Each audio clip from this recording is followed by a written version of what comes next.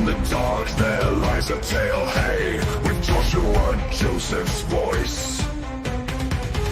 And beside him Vikingstorm stays, they speak with no choice. From the deep and blackened waters, where the secrets wail and cry, they pull back forgotten covers, exposing murky lies. What you hear cannot be unseen, a saga from the waves. Conspiracies unravel in the dark, as depths become our graves. They talk of ghostly whispers and ancient treasures call, with theories wrapped in shadows, the waters deep and all. The oceans hide their secrets well, but not from this dark crew. Joshua and Vikingstorm, they seek, they find what's true. What you hear cannot be unseen, a saga from the waves. Conspiracies unravel in the dark, as depths become our graves.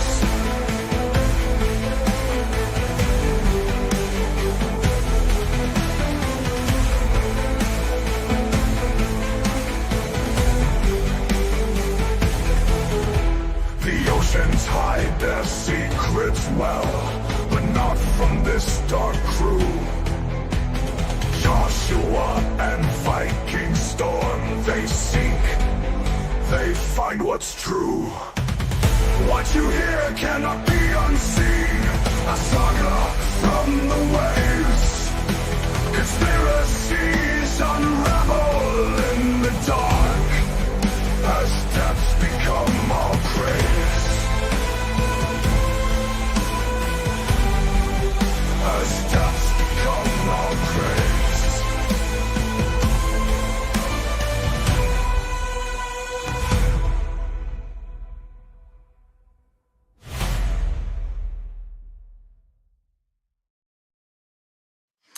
What is up, window lickers? How goes it, everybody? If you're out there and you know what today is, you know what the seas have brought to you, and it is all conspiracies, and it brings you me, and it brings you my friends, Luna and Vikingstorm. How are you guys doing tonight? We are so good, man. It's been a good couple days. We had a good couple days, yeah. Like, did some shopping yesterday and today, and then get some cool stuff. I mean, you see my phone case that happened, and that was pretty. We're getting two. Oh yeah, I love the really cool one. I need a new phone case because my last one, the outer box was falling apart. Where it was stretching over the rubber was all stretching out. I was like, yeah, this is trash. I go through one like today. Plus, I've been missing like my charge port thing for like a couple days now. So I'm like, yeah, it finally, that was hanging on by a thread literally at the end of the point for like 2 months. And I was like, this thing's just ripping more and more and more. And I'm like, I'm just going to let it happen because I'm kind of curious how long it'll take before it finally rips off on me. Yeah. I love it. I love it. Well, you know what? We need to hit the fans with something new, that collaboration with me and Luna, and of course you, Viking, because you approved it. So we need to hit them with this disclaimer. So let's hit them with that so everybody knows what the hell we're doing here. You know what I mean, Viking? Yep.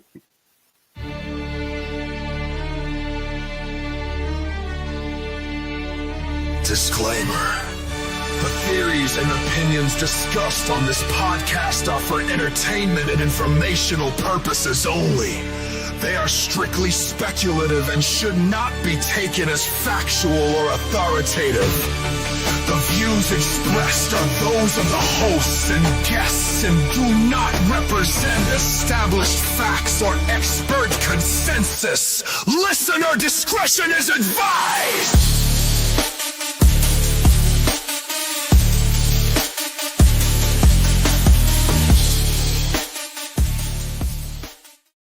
So there you go, fans. If you know that and you can listen, if you have ears, you know that this is pure entertainment from some people who just enjoy talking some crazy stuff.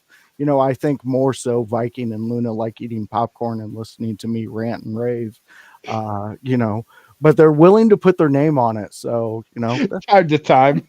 Yeah, time to time. Though, the thing is, though, I'll still say, you sent me the full clip of that disclaimer, and I listened to the whole thing and let it play. It is still a real bop, dude. It's got some fucking drop to it. Damn, dude, the whole it really clip does. you sent me, I was like, we listened to it together. We let it play out, and I listened to every single way it did it differently. I was like, this whole thing was never bad at any single point. It was pretty cool the whole way through. Yeah, I enjoyed it too. And we got a first time, I guess, chat runner in, and it is the Chris Parrish. He has a podcast of his own focused around wrestling. He's saying hello and how goes it? Parrish, how are you doing? And we got Green Squirrel chiming in. Hey, your favorite co-workers. So we got some people here that are known in reality. Thank you guys for joining us and diving in. We're diving into the Epstein files, but before we go into that, we play catch up because all of us have work that we do throughout the week, so we don't get to chill and hang out and talk about some things.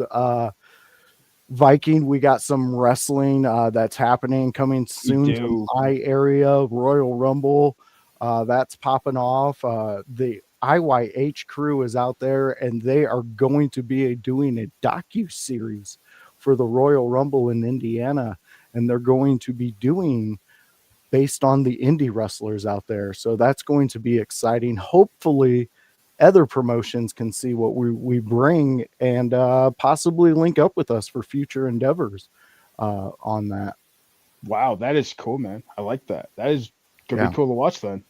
Yeah, I mean, as next week from your neck of the woods or your crew, Kevin Calloway will be wrestling for my cousin's promotion, Frontline Pro, here actually locally where I'm at, because they'll be up here actually, and he's having a match against I forgot who he's wrestling again. Why can I not think of who he's wrestling? I don't think he sent the flyer yet. I do remember who it was, but he's not going to be there. I don't remember who it was, but he will be there. And then Mustafa Ali will be actually wrestling somebody who I know because he'll be the front match. Hornswoggle is going to be there. And he'll be actually taking on the Rapture, which is actually the Rapture is actually Ben McCoy's group. And that's his that's Ben's group of Frontline Pro. So that's going to be pretty cool. It's going to be a big show. Yeah, I mean, best of luck to everybody involved in that production, and I hope it's a banger. I mean, we got to figure it's going to be. I mean, Frontline Pro's just been growing every show. Oh yeah, I mean, he bought a second company in the last few months, and then they went from the 12 shows last year to they're going to be doing 24 shows this year, which is huge to step up that far. They doubled up at the table, and it's going to pay off for them. Much like things are paying off for us here, Viking. We're doing some big things. We got some big episodes coming up. I mean, news wise with us, we got the we're going to continue the Appalachian Mountain series and go into more in depth in that one because I think we hit gold when we talked about that one. It was a really interesting segment of stories, of what supernatural things happened out there. And there's so much to explore for it. There's so many different topics of the Appalachians for supernatural wise. It's like a never ending list. There's thousands and thousands of different instances that are unique and unexplained things and just different entities for different things. There's just different creatures for all of them. There's so many different things happening out there. And I actually have something I'm going to hit you with about that I know about the whole Cybertruck thing that happened that we talked about. I want to get to that. But I believe before we get to that, who it's about, I believe the person that it happened to, or I should say hotel, possibly, especially it's about him, the Cybertruck thing, actually it's about who is his best friend, who I know a lot about, and who you would actually know, who's been on the Joe Rogan podcast a few times. I will hit you with that, but I believe we have a sponsor Oh, yeah, I believe you're right. Let's they sent in a video. Let's hit them with that. Knowing that our great countries is being looked at by the window lickers brings me great comfort. Join Vikingstorm, Luna, and Joshua Joseph for all the truth. Everyone says it. Conspiracy at Sea is exactly what America needs. Holy shit, 45 becoming 47 took some time out of his busy schedule to acknowledge conspiracies at sea. That's huge for us. That's very huge. So everybody expect, the studio and everything to get a lot better. Production's going to get better. Yeah. Great money. Yeah. But it's big things. play into the Cybertruck thing. The supposed driver of it, is actually best friends with somebody who's been on Joe Rogan quite a few times. If you don't know who I'm talking about one of those baddest men of the fucking planet, who is a Green Beret, I believe an Army Ranger also. He was almost UFC champion at one point in time. He works with BlackRock, a coffee company. I'm talking about Tim Kennedy, one of the baddest motherfuckers on the planet, who is best friends with the driver of the Cybertruck. If you didn't know that. And I believe Kennedy he wasn't a big fan of Trump. He's mixed, you see, and the thing is, and people are trying to link Tim Kennedy to it. You're talking about the motherfucker that found out that a certain 4-letter terrorist group over in the Middle East was have a bounty on him, and he put his address on the internet and said, "Come to my house." Come knock. Is pretty badass. And the cops showed up, the FBI showed up to his door. They all called him ATF and be like, "Are you fucking insane?" That's pretty crazy. I mean, he is, because he'd be okay to kick the shit out of all of them, like no problem like that, because he's a badass motherfucker who I've always liked. Plus the Hunting Hitler series I watched. Yeah, and I wouldn't link him to it at all, but I would say that his some of his views that he did say, I could see how if I was a friend of him, maybe I would think it's a little more okay, but there's still a bunch of mystery behind the Cybertruck attack. Definitely something that we talk about on Mondays to put a pin in it, because I think there's going to be a lot that comes out on that one. A lot more than what people think. So I'm excited for that. And I'm excited for exactly what we're about to get into. I mean, this subject we're about to talk about has been, it's been big in the news for the past, 6 years.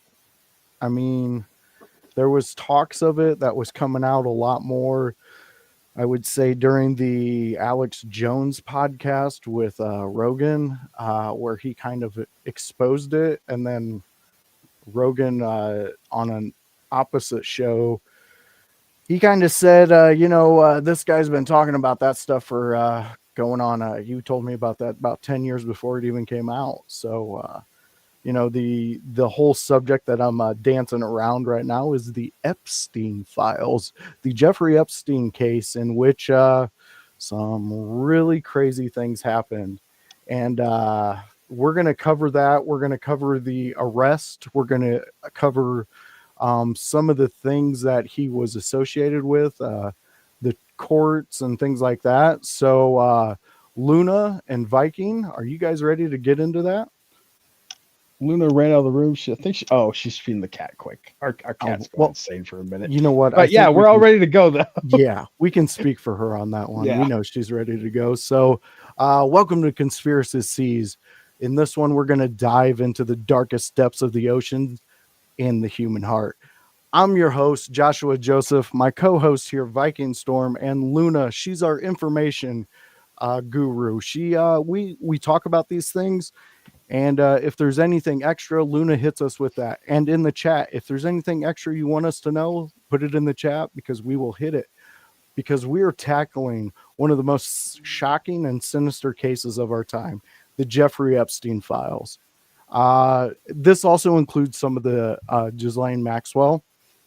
So from the sun-kissed beaches of the Palm Beach to the murky waters of the Caribbean, Epstein's twisted web of power, corruption, and abuse spanned continents, and it ensnared some of the world's most influential people. But Epstein's story is more than just a tale of disgust and privilege and just being a predator. It's a window into a world of dark secrets, hidden agendas, and unfathomable evils that lurk beneath the surface of any of our society in specific, but any society on this planet.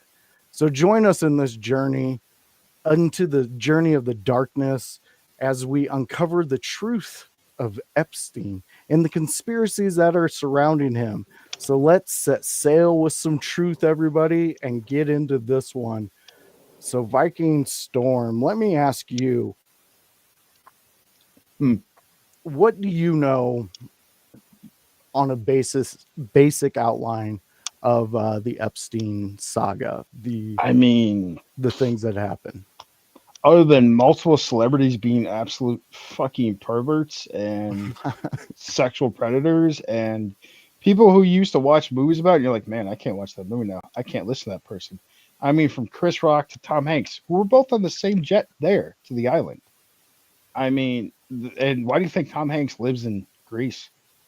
Interesting. Why do you think Ellen lives in the UK? Yeah. Why do you think Oprah's trying to leave the country? Yeah. I mean, there are talks of a lot of that. And like Oprah's, you said, with just real quick on the Tom Hanks thing, Greece is a known country to not extradite for this specific thing. Just putting it out there. Because why do you think there's a lot of sex trafficking rings in that part of that country or that country and stuff? And so, yeah. But you know, I mean, we all know Epstein didn't kill himself. That's for sure. I mean, you know, Oprah's got a piece of shit for so long that even Chappelle knew about it. You know, Mel Gibson knew about it. Mark Wahlberg. Very true.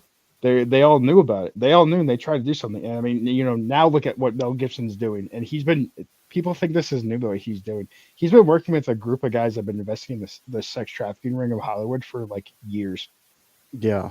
Years. He's been invested, because if you go back to a clip from like 91, 92, I think it was when Braveheart was made.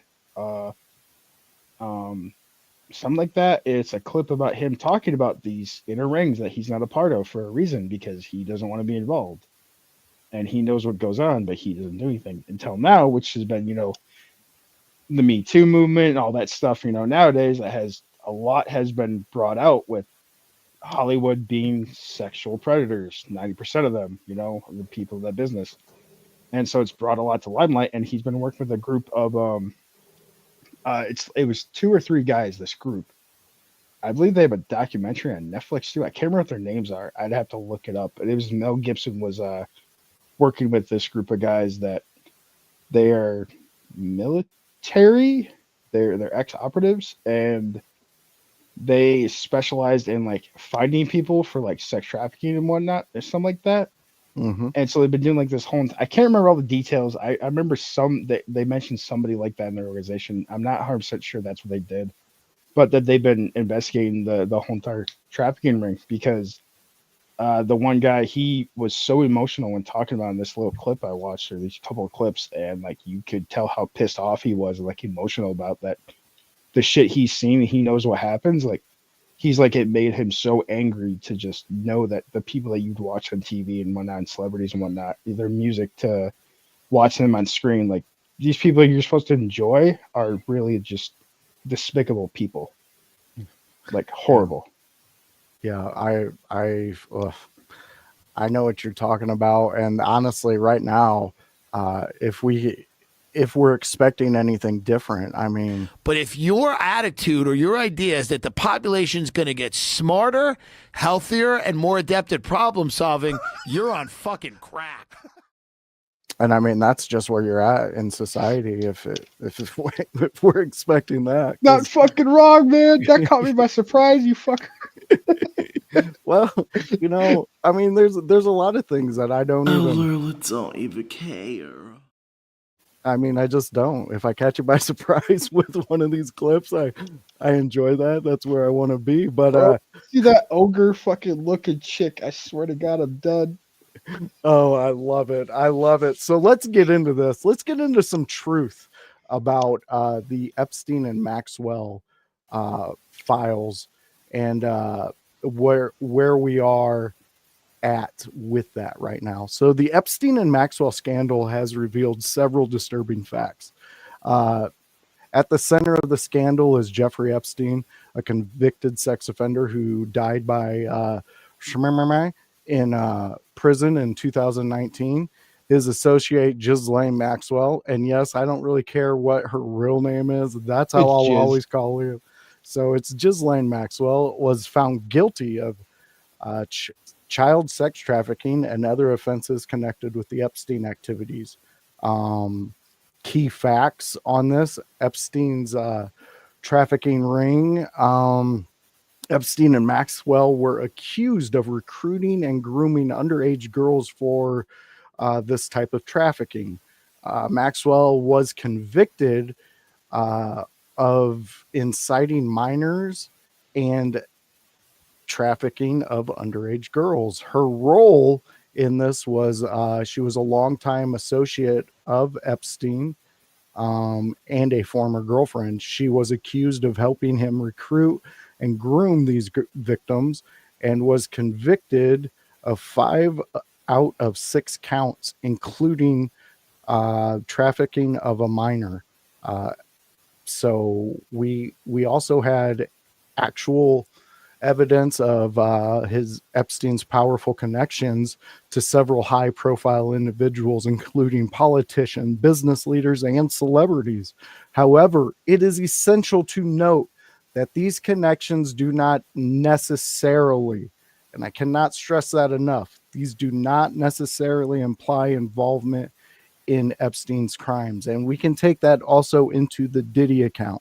We have to be that way because the conspiracy world that we live in already is already under attack all the time because of some of the things that we say, that you have to be careful with how we group everybody together. So, and you'll see exactly why I bring that up later on in this episode.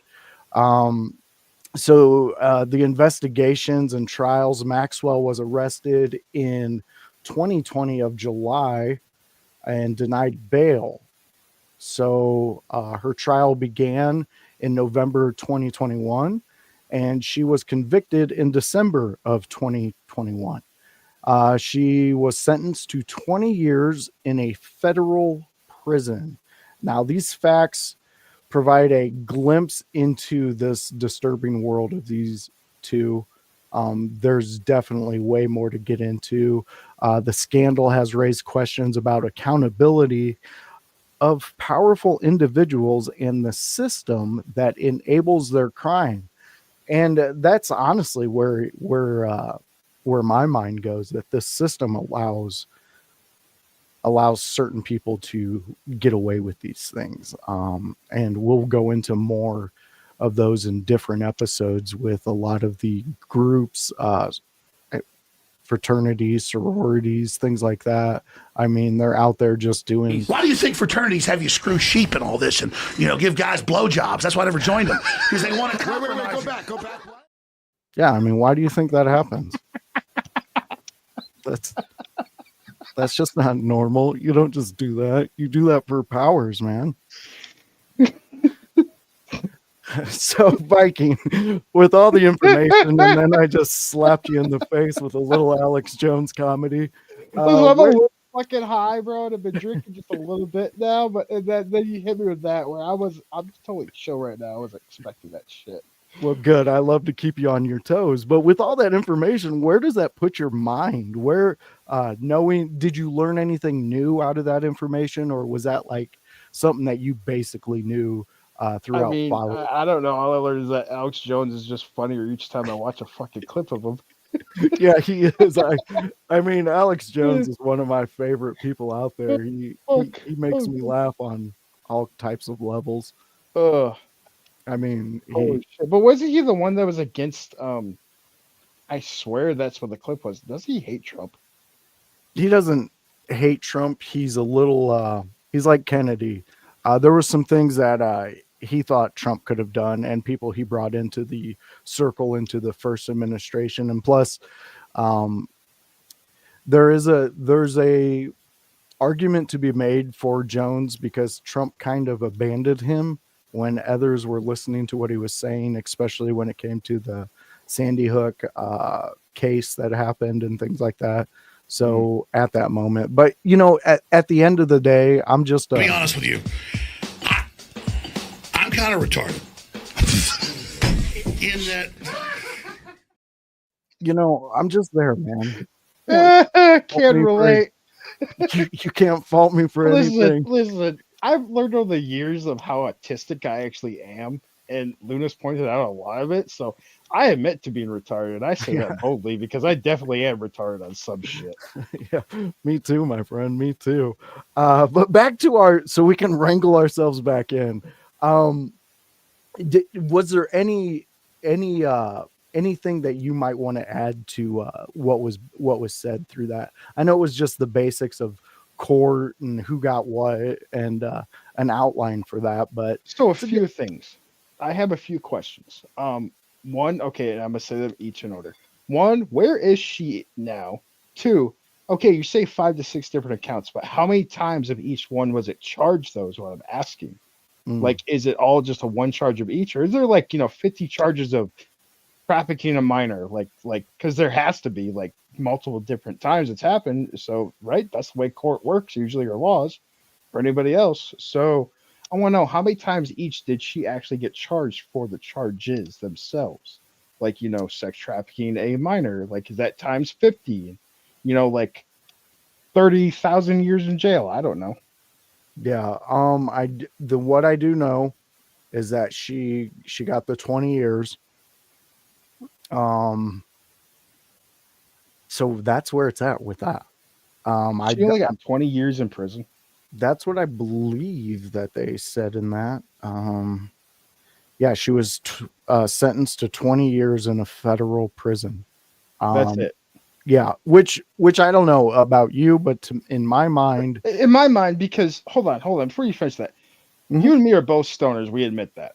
We fucking like getting high, and for everybody out there, I like getting high because I have severe back pain and injuries and pain, and plus the only way I can sleep because drugs like melatonin or any other sleep drugs do not work on me and they give me fucking nightmares. So I like to get high for certain reasons. We admit to that. But hey, say you and me are smoking, we get caught by a cop, if this was I don't know when this happened, we go to jail for fucking, 10 years over if you had a fucking, ounce of weed, bro. Seriously. Oh, yeah. But I hate the laws of this because I've seen it for years between the difference of a rapist or a child predator or sexual predator, what do you want to call him? And then some dude that had a, fucking little dime bag of weed. He goes to jail for 50 fucking years, which has happened, by the way. No, you're right. It's bullshit charges. But then this kitty rapist over here may get, 5-7 years in prison, then probation. Yeah, it's a horrible thing. If you don't believe me, people, if anybody's listening, you don't believe this, look up your neighborhood, what are that's called? Neighborhood watch. Find a predator in your neighborhood, shit, whatever. Look them up and then look up their history and look how long they were in jail. It might say, 3-4 years and then good behavior, probation. To me, that fucker should be in jail until the day he dies for touching a kid. Yeah. Okay, to go on to what you're saying, I typed in who were the credible witnesses in this and victims, and we're going to go off of this one. Virginia, and excuse me, I'm terrible at reading words, but Giuffre, it's Giuffre, was a key witness in the case. She alleged that she was recruited by Maxwell in 1999 when she was just 16 years old and forced into servitude for Epstein and his associates. She was definitely one of the victims and witnesses. Sarah Ransom, she filed the lawsuit against Epstein and Maxwell. And I think that's what a lot of people need to understand. Jeffrey was picked up first, and we heard about his unfortunate visit to Sad Guy Island. But he he was Maxwell was also named in that when he was picked up. So they had him, and they were just building more of a case on Maxwell at the time. But this Sarah Ransom, she was alleging that she was hired to give massages and later threatened and coerced into other acts. We have Maria Farmer, same type of story. She was alleging that her and her 15-year-old sister, same things happened to them. Hey, your mic just dropped, bro. Did my mic drop out? Yeah, like you're deafened. Is it back? Talk again? Check 1 2. Mm. Hold on, give me 1 second. Okay, are we back? Nope. Nothing. Not even your tappings or anything. Check 1 There 2 you go. 1 2. Okay, so we're back on that one. So yeah, that was 4 out of the 5 that were witnesses and victims of. You forget to add that they got beaten with a belt too by her and whipped. You like to do that as well, because I know who you're talking about those two, because I watched that the 5-part like documentary on Netflix when it came out for that. Because at the time I was just really curious about it. I was like, sure, I have Netflix, I'll watch it. And I watched it while at work. I was like, holy fuck, man. Like, I remember they talked about her being picked up when she was 16 in 99. Like, they talked about that and everything. And then they talked about how she would beat them with a whip or a belt all the time. And Jeffrey would hand Jizz the belt and she'd beat him. Yeah. If they didn't do what they were told and shit and other weird things. And yeah, basically Epstein was just trying to build a pedo harem, and that's about it. Yeah. Well, I mean, he had a lot of beliefs into eugenicism, having basically like he believed in a lot of the idea of having only a population of 500 million on the planet, which goes into eugenicism. And then you dive into Ghislaine's dad and his mysterious death. But before I spin off into one of my normal tangents that I normally go into, I'm going to pull myself in. I'm going to practice self-restraint and do my due diligence. And we have Luna chiming in here in our private chat, and she is saying one of the victims talked about forced confinement, reported being trapped in Epstein's bedroom with a gun strapped to the bedposts. That crazy. Yep. Like, okay, I should have probably read that before I said something. That kind of threw me for a loop. Methods of operation, though. Here we go. So we got Epstein used private jets and helicopters to transport young and underage girls to the island, avoiding detection. The island's private nature made it difficult for victims to escape and seek help. Epstein's wealth and influence reportedly allowed him to conceal much of his criminal activity. Despite the death in 2019, investigations into these alleged crimes continue, and the civil lawsuits have been filed against his estate. So it seems like there's still some more things going to be happening and coming out here, coming into the future. We definitely have. I was going to ask you about. Did you see about that? Maybe previews about that movie that's coming out about or came out with Channing Tatum and Zoe Kravitz? That creepy movie that he does with all those women, and they wake up like every day feeling weird. It's a weird movie that I just seen the trailer for the other day. And it reminded me a lot like an Epstein style thing, like a lot. No, I haven't seen any of that. It's a movie that like just came out with Channing Tatum in it, and that's all I remember. He looks really weird because his head is shaved, and I didn't recognize him for a second. Huh. That's pretty crazy. Yeah, it's an odd movie, and I completely. It reminded me of the Epstein shit a lot, a little bit inspired by it. Kind of seemed like I don't know what the whole movie's about because I didn't see it, but it just from the trailer had that kind of vibe of like, this is fucking creepy. Yeah. You we've been bringing up, it's, I don't want to say that we have been dancing around the Oh, subject. that certain things are influenced by the things that are happening in the media. Yeah, I mean, we know that it that's the way it's happening. I mean, because I'm looking for this specific thing, um because okay, so when we you look into some of the politicians that were associated with Maxwell and Epstein, you do find Bill Clinton. You also find Prince Andrew, and there is a time period with Donald Trump. Now, this is exactly why I was talking about what I was talking about earlier. Prince Andrew is proven, 100% proven. He's had his court cases over there, and he was the Duke of York, and has been accused of doing this with Virginia, one of the victims that I brought up, who alleged that she was forced into things with associates of Epstein and Epstein himself. So now, when I got into this, I questioned, because I said, when it came up to Donald's name, I said, isn't it true that Epstein was forced out of Mar-a-Lago at one point when they were friends? And yes, that is true.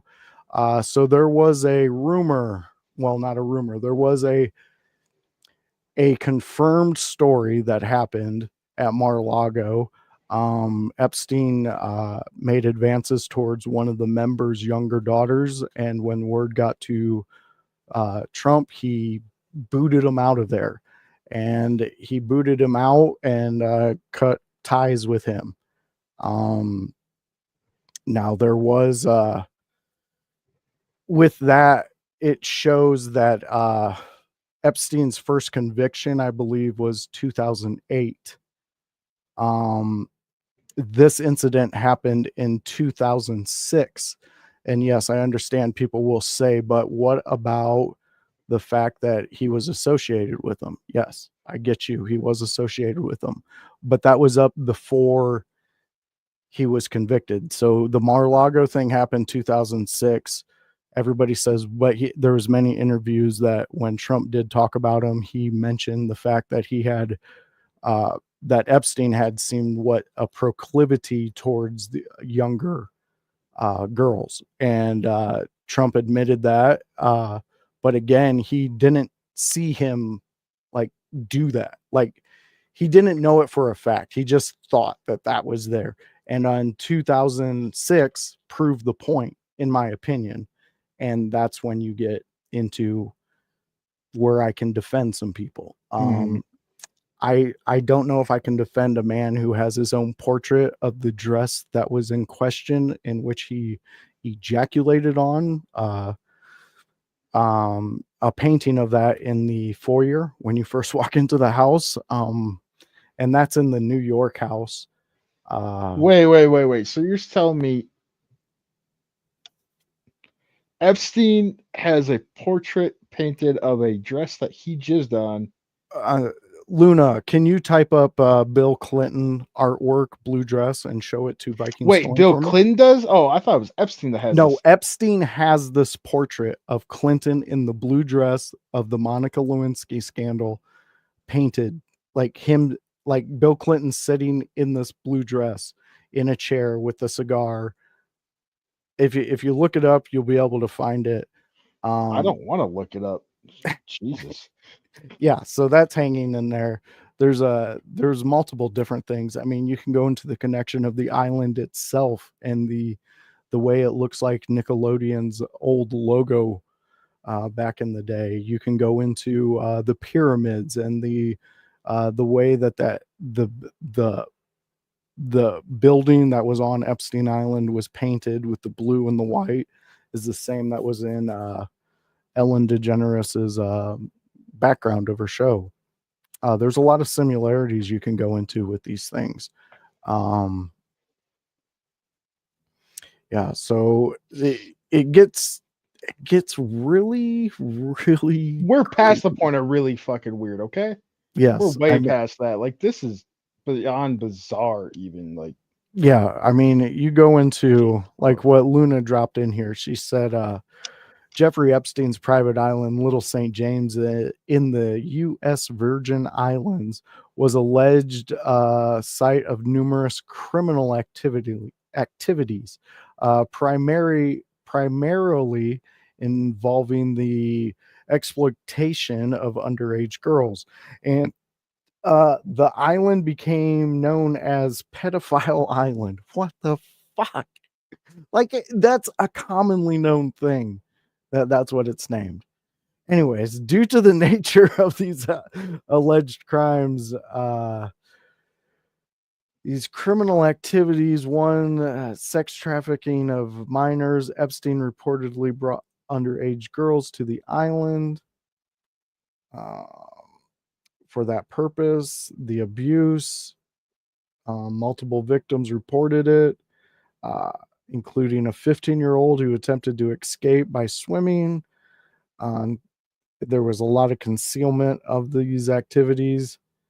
I mean, if there was people out there who you wouldn't even like, who were brought up in the court case you wouldn't even expect. Like, I mean, just you look like Stephen Hawking's at the X Games. I mean, Stephen Hawking's at the X Games. He was reportedly out there just living his best life, I guess, doing what he can.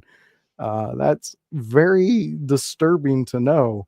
And, I'm sorry if anybody's out there and you're getting a little upset. I was like, whoa, hey, sorry. I just told a joke. I think what you did was much worse. I mean, I think what he did was way much worse than me making a couple jokes. I mean, fuck Epstein. Nobody cares. If you do care, you are a child predator, and you should just go jump in a wood chipper. Yeah, and I mean, come on. I really, if I hear somebody defending Epstein, I will beat the fuck out of you. I will drive 1,000 miles and beat the fuck out of you just for defending Epstein. Like, you should just super slide yourself. Like, please. I have no respect for anybody that defends a sexual predator. Yeah, I'm there with you. It's very, and back in the day, like when I was talking about what Luna put in there, I mean, it was commonly known as Pedophile Island. This is what really like aggravates. They used to put so much work into lying to us. Now there's no work being put into the lies. That should offend you the most. And that's what offends me the most. There's no work put into these lies. We need more work put into them. It's out there just being. It's so disheartening to know that this happened. I had to take a moment there and pump the brakes on the mind and just So it doesn't help that I just seen what Luna sent about the now I seen the Bill Clinton dress and what the fuck? Yeah, that was hanging in the foyer. That's just messed up. Yeah. I mean, I think it's hilarious, but yeah. We got Luna chiming in here also. Michael Jackson was mentioned as having visited the island, or visited Epstein's home in Palm Beach, Florida. And that's according to the testimony. David Copperfield was also at that Palm Beach home. Prince Andrew, which we brought up earlier. There's a lot of these guys, and again, like I said, there's things that are going to continue to come out, and there's things that will come to light. I can't say that there's going to be any type of actual punishment or any type of being held accountable. But I mean, the most of them will information, not. Most of them will be get away scot free. Shocker! It's Hollywood. They don't care. And yeah, as we always see, nothing gets done. Nothing is really led by a task force and be like, oh no, because they're paid off by this and that and this and that, and because they know this person, the FBI, the ATF, or whatever organization you want to call it, that's 3 letters, and they pay them off. And they're like, oh yeah, we quiet, or they find some dirt on them and they get rid of them, which they just probably call the Clintons and be like, hey, this person is a problem. Take care of it. Let's be honest here. yeah. I Like, mean, I ain't beating around the bush, and I ain't about that. So I don't have fucking time for that. The Clintons are the most vile persons centered at this whole thing usually. So look at everything. It's usually them. Yeah, exactly. that's one of my.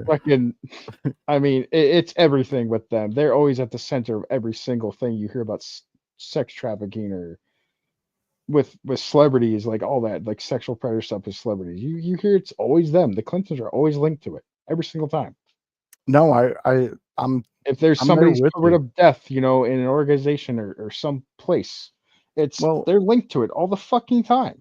yeah, and I mean, we have this for our news people.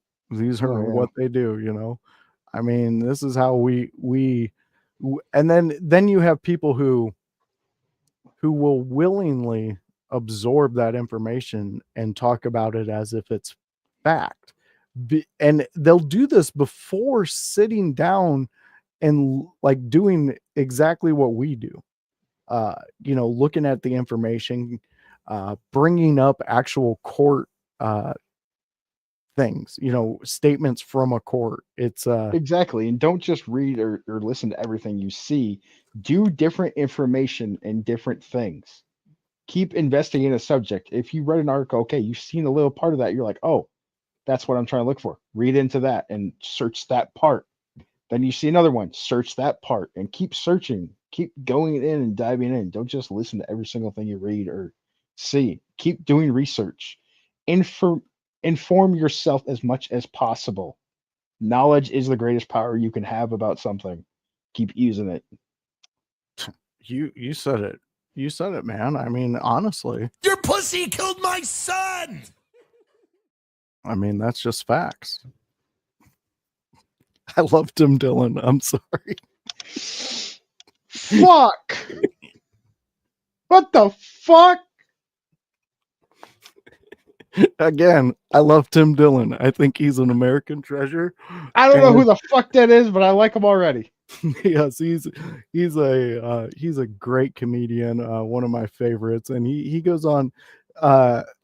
Rogan brought him on with Alex Jones because that was like his biggest idol to want to meet. And so Rogan had an episode with him and Tim Dillon, and it's just so great. So great. Jeez. I'm a big fan of that. Man. So let's dive into a little bit of what has happened to Epstein, like when his first convictions started, kind of the trail of what got him here. So we're going to go into when his first arrest was. 2006, you said? I believe. Because I thought he was suspected of something in the 90s or something as well, but they never investigated it, right? Wasn't it 98, I think? Okay. Yeah. Okay. So here we go. We got some information here. Jeffrey Epstein's first arrest was 2005, but he didn't face charges until 2008.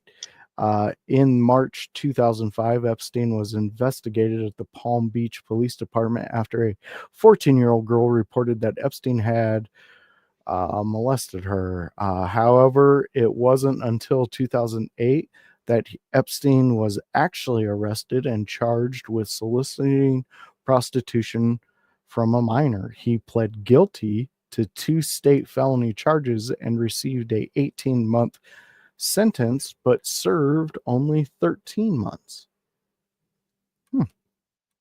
Was he an ankle bracelet or something though? That I don't know. We can check that out. Let me pull this up quicker this way. Okay, so what was the question? Was he on an ankle bracelet? Yeah, was he an ankle bracelet or something at one time for one of these, and they just let him sit at home? That he was found to be doing it more and more with other girls, or there's an investigation to his house or something. I thought he was an ankle bracelet, and then the cops got called and they came and something. Okay, yes. So There's some report about that. yes, Jeffrey Epstein was on house arrest for part of his 2008 sentence after pleading guilty to soliciting prostitution from a minor. Epstein was sentenced to 18 months in jail, but he was allowed to serve part of that time on house arrest. Epstein was released from the Palm Beach County Jail after serving just 70 days, and he was allowed to complete the remainder of his sentence on house arrest. During that time, he was allowed to leave his mansion to work at his office, and he was allowed to receive visitors. Epstein's house arrest was widely criticized for being too lenient, and it was later revealed that he had violated the terms of his house arrest on multiple occasions. Which, there you go. That's because didn't he fly across the country or something at one point in time during his house arrest and didn't report it or something? I believe so. I believe you're right on that one. But we're gonna give Vikingstorm the first ever conspiracy at sea seal of approval for his knowledge on this one. Good job, Viking. That was I did a bit of research into Epstein when everything happened. I was like, oh god, like this is kind of interesting and so sickening. But I was like, who's on the fucking list is what I want to know. Yeah, I mean, that is a good question. Because I want to know who the fuck I should hate nowadays and like throw away movies of, and like, oh, I didn't really do that. There's probably some movies I own of people that are on the list and that I just generally enjoyed and can't really throw away because of certain reasons. But that was all before all this shit happened. Like, I used to think Chris Rock was funny. Now I'm not going to watch Grown Ups at all. I'm good. That's like, I think, what the fuck's his name? What was his name? Danny McAfson or Patterson or Hyde from fucking 70s show. Masterson. Yeah, Masterson. Yeah. So here's his complete arrest record. 2005, which we talked about. Also in 2008, which you pretty much nailed that one on the head, how all that happened, besides the exact how many days he spent there. And July 6, 2019, in which that brings us into what we can discuss with your part of the research with his timeline in the jail. Oh, that's Luna's thing. Oh, that is Luna's thing. Look at that. No, that's Luna's thing. It's her turn to talk now. Okay, let's she is so nervous. Let's pull up Luna here.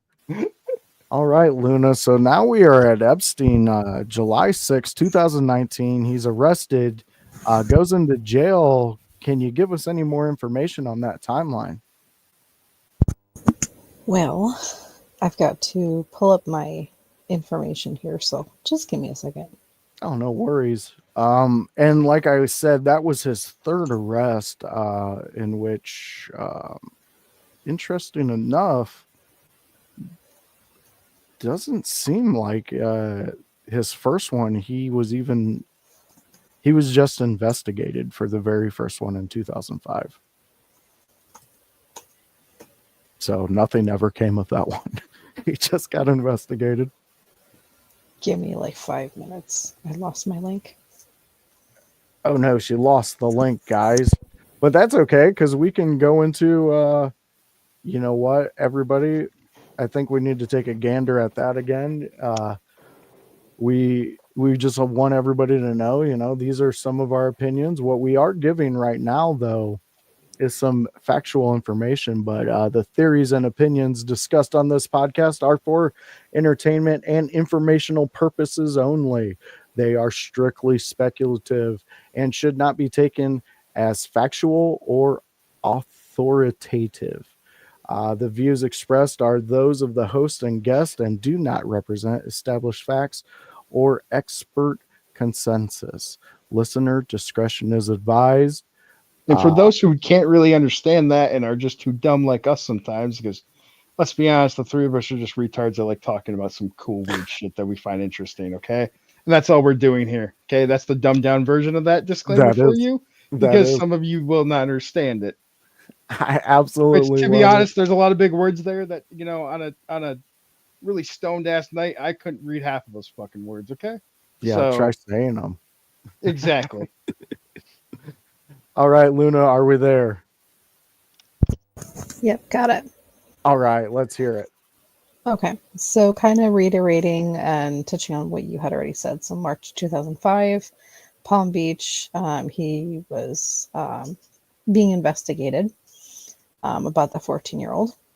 May of 2006, the police officially signed paperwork to charge Epstein, which includes multiple counts of unlawful sex with a minor.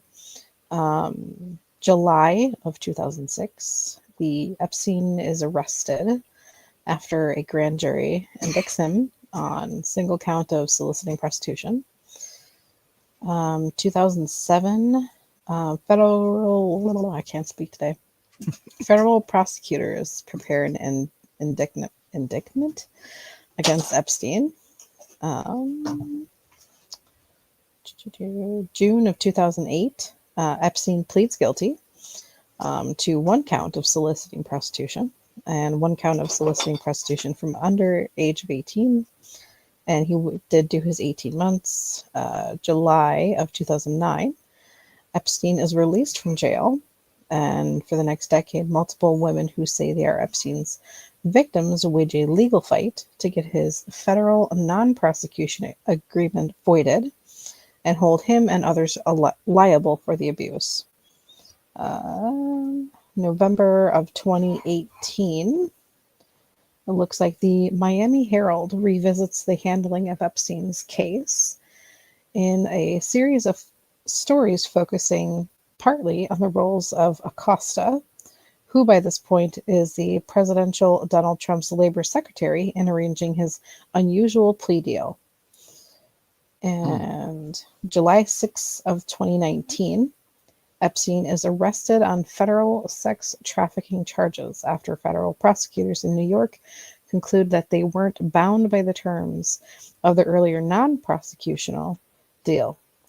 Days later, Acosta resigns as labor secretary amid public outrage over his role in the initial investigation. And then we go to August 10th of 2019. The guards find Epstein dead in a cell at the jail in New York. Of course, they say he killed himself. July 2nd of 2020, federal prosecutors in New York charge, how do you say that? Ghislaine? Ghislaine. Oh. She was doing what now? Maxwell. Charged Ghislaine with sex crimes, saying she helped recruit the underage girls that Epstein sexually abused and sometimes participated in the abuse herself.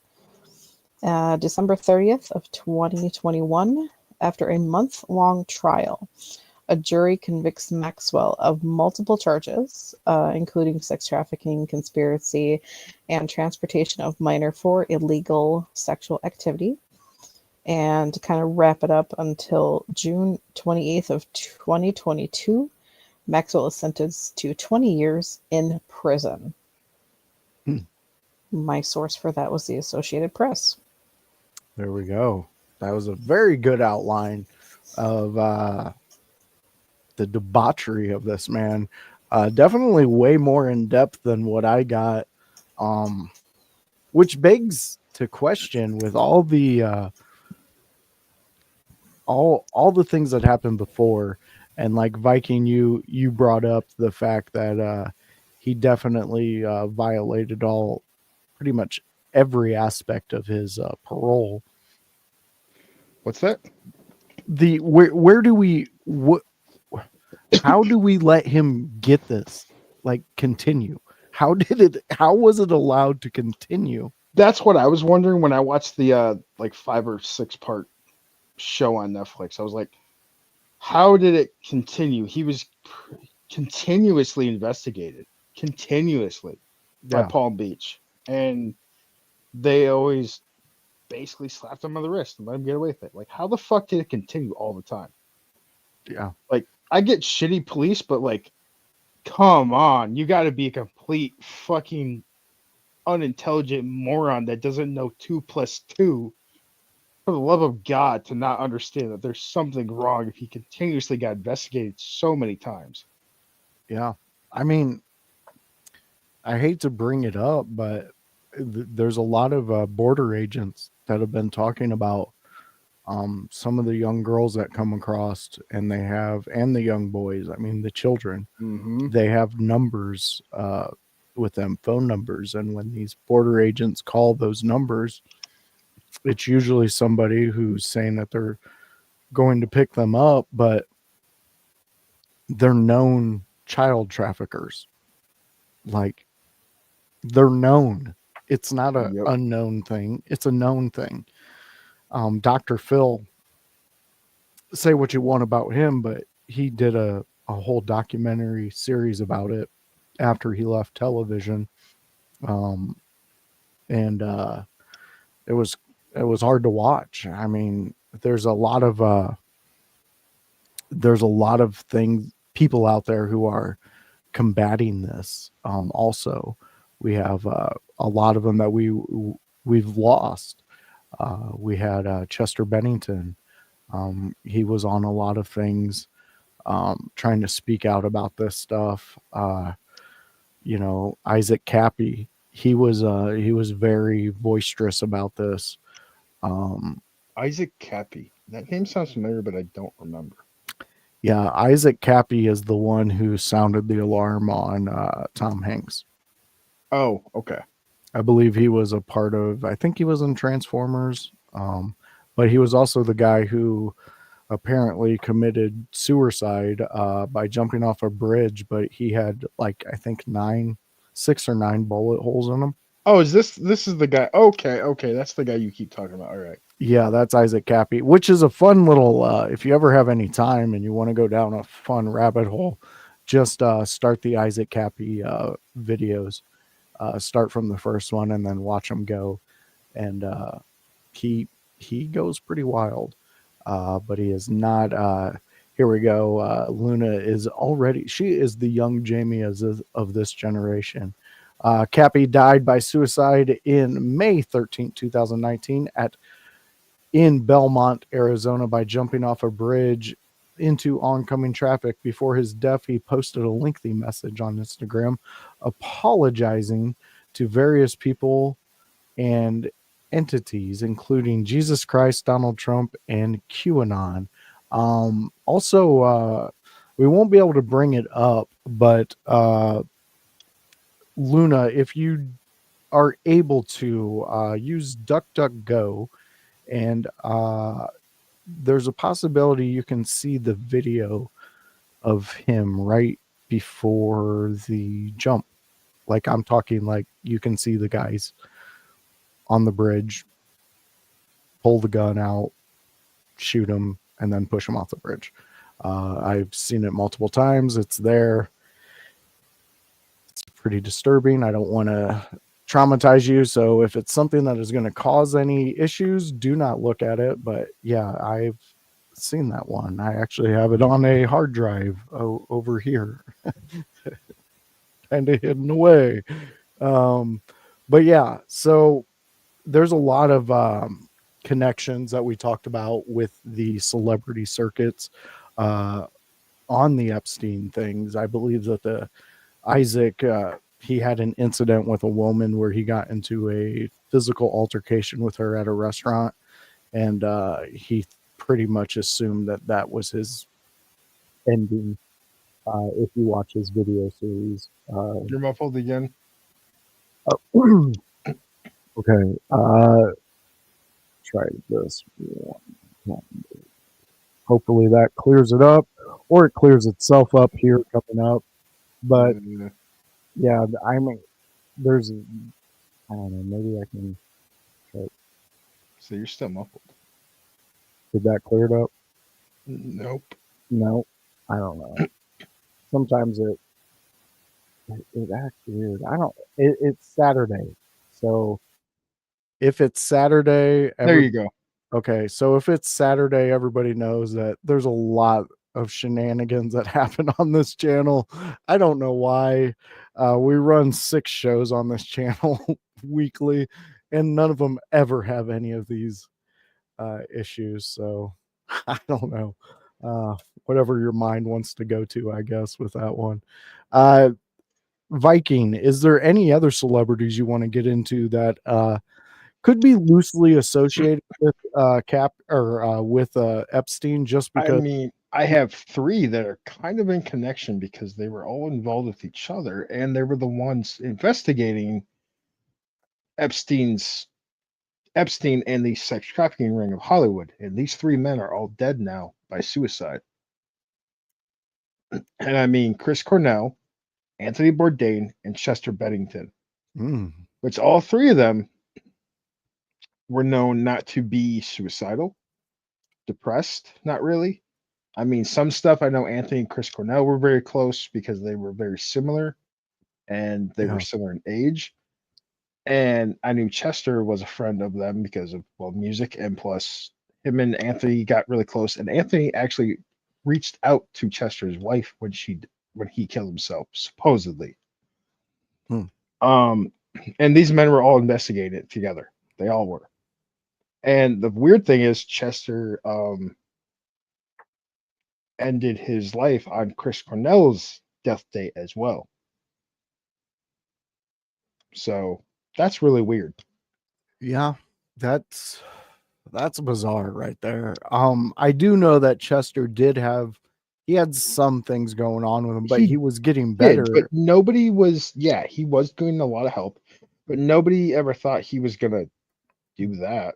His own wife was so shocked. She was like, of all the things, she said, I could never once suspect it, and you would never ever think. And he was very truthful towards her on a lot of things, and they really didn't hide a lot. And she said that was the last thing ever that she would have suspected. She never thought he would ever do that. I don't think she, ever believes that he actually did. Yeah. Yeah, I know, because of the very last video that was posted ever of him, he seemed like in a good place. But again, there's some things that we'll never know until we know, if that makes any sense. I know that's a Kamala word salad that I just gave everybody. It is, but I mean, again, these 3 men all died by suicide, and they were all investigating the same thing together and working secretively, and then just within years of each other, all passed away by suicide. And you can add Cappy to that list too of working on this project. And it's very interesting because I have looked into a lot of this because all those guys affected me in some way or another, whether it be just the pure love of what they did on a stage and put out, or just listening to them and how they viewed life. You're like right, man. Chris Cornell, like outside Soundgarden, bro. Yeah, like come on, Black Hole Sun, bro. Like we all grew up with that song. We all loved Soundgarden. I love all of his bands. I mean, he's everywhere too for music. He was in video games, movies. Yeah, and everywhere. people wanted to work with him because just the way that he was and the way that he approached music and life itself. Because look at his last album, and he worked with the Zach Brown band, and they did "Heavy Is the Crown," which I know is a religious term song thing, but it's not. It's a badass fucking song. It's got a good beat. When that came out, And then it was on the WWE game. Oh, dude, I love that Yeah. song, man.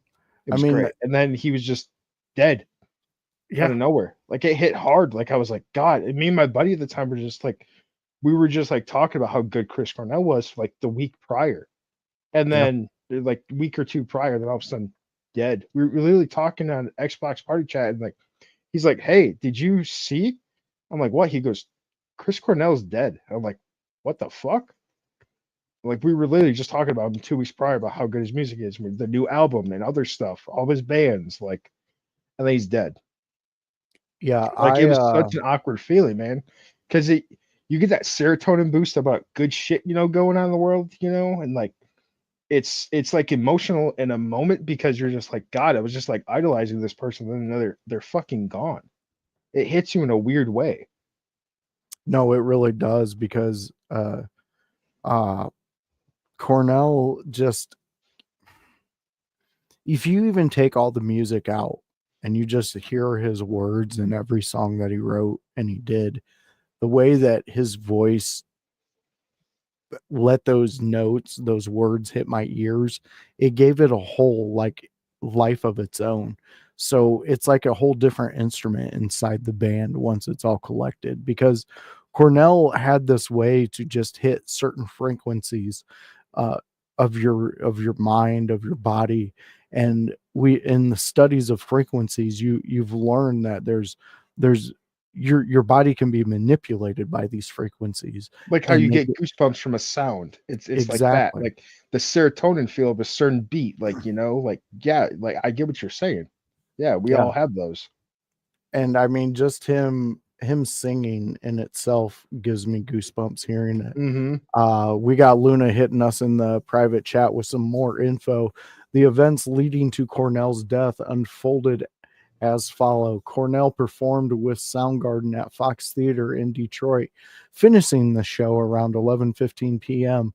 on May 17th. His bodyguard Martin Kristen escorted Cornell to his room at the MGM Grand Hotel and gave him 2 doses of Ativan, an anti-anxiety medication. At around 11:35 p.m., Cornell spoke to his wife Vicky on the phone, sounding disoriented. Concerned, Vicky asked Kristen to check in on Cornell at 12:15. Kristen found Cornell unresponsive on the bathroom floor with an exercise band around his neck and blood coming. What? Okay, that just. Why was there an exercise band around his Because neck? it's how he ended his life. Yeah, it was weird when it happened. I remember that, but that's how he was found, supposedly. Okay, so the toxicology report revealed that the presence of several drugs in Cornell's system, including Lizapam, Ativan, uh, pseudoephedrine, uh, I can't even say any of these, and caffeine. However, the medical examiner stated that the drugs did not contribute. How could all of those in one body not contribute? Yeah, I don't know half of these either. While Cornell's death was ruled as suicide, his family has raised questions about the role of prescription medication, particularly Ativan, in his death. In 2018, his widow filed a lawsuit against the doctor alleging overprescription of drugs that may have impaired Cornell's judgment. You think? Wow. Yeah, like everything he was on sounds like big words that do some weird shit to you. That's pretty crazy and sad and horrible. If it's a bigger word than aspirin, I usually assume it fucks you up. Am I wrong? No, I like that. I mean, that definitely is a fucking winner. I like that statement. That's a good one. I mean, but like in what we're discussing and what we're looking at, like that's an insane amount of drugs in one And I had human Luna being. look up this right here, this part right here as well. Because I want to know what happened to the bodyguard. Okay. So good question there, Vikingstorm, bringing that up. What happened to the bodyguard? After these events, there's no specific information on what happened to Kristen. The search results do not provide any details about his whereabouts, activities following Cornell death.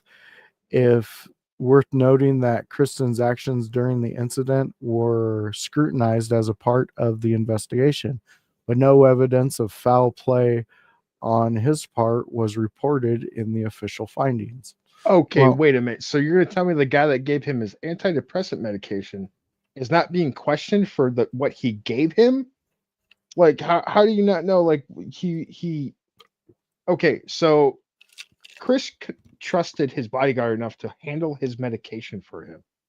yeah. Okay, which I'm guessing him in this, because that's why I was like, hey, what happened to the bodyguard? Because it seems he was trusting enough of the bodyguard, and plus his wife talks to him. Like, clearly this bodyguard is very close to the family and is friendly, so he just disappears. I understand this, that he could be scrutinized by his wife, and maybe there was some dirt on him that was withheld, and Kristen had to, be quiet and maybe pissed his wife off and, maybe disconnected. He just said, fuck it, I'm screwed. I'm going to disappear from the world.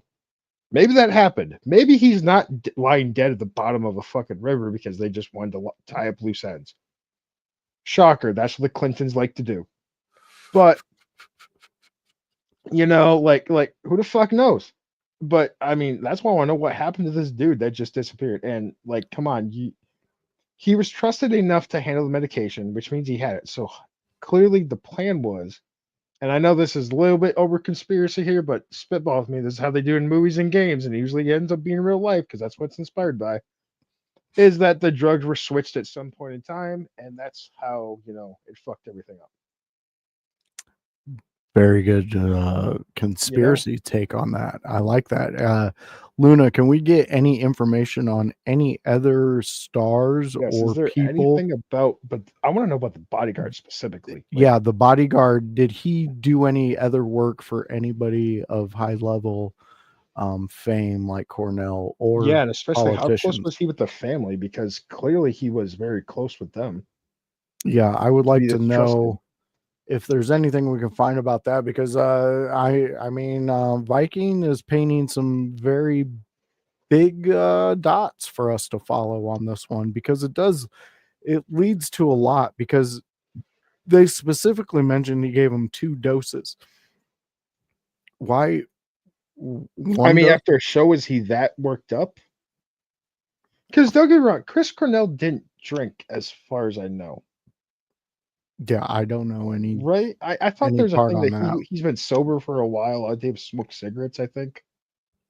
Yeah, I mean that could possibly be, because a lot of them at that age that he was, they tend to start sobering up.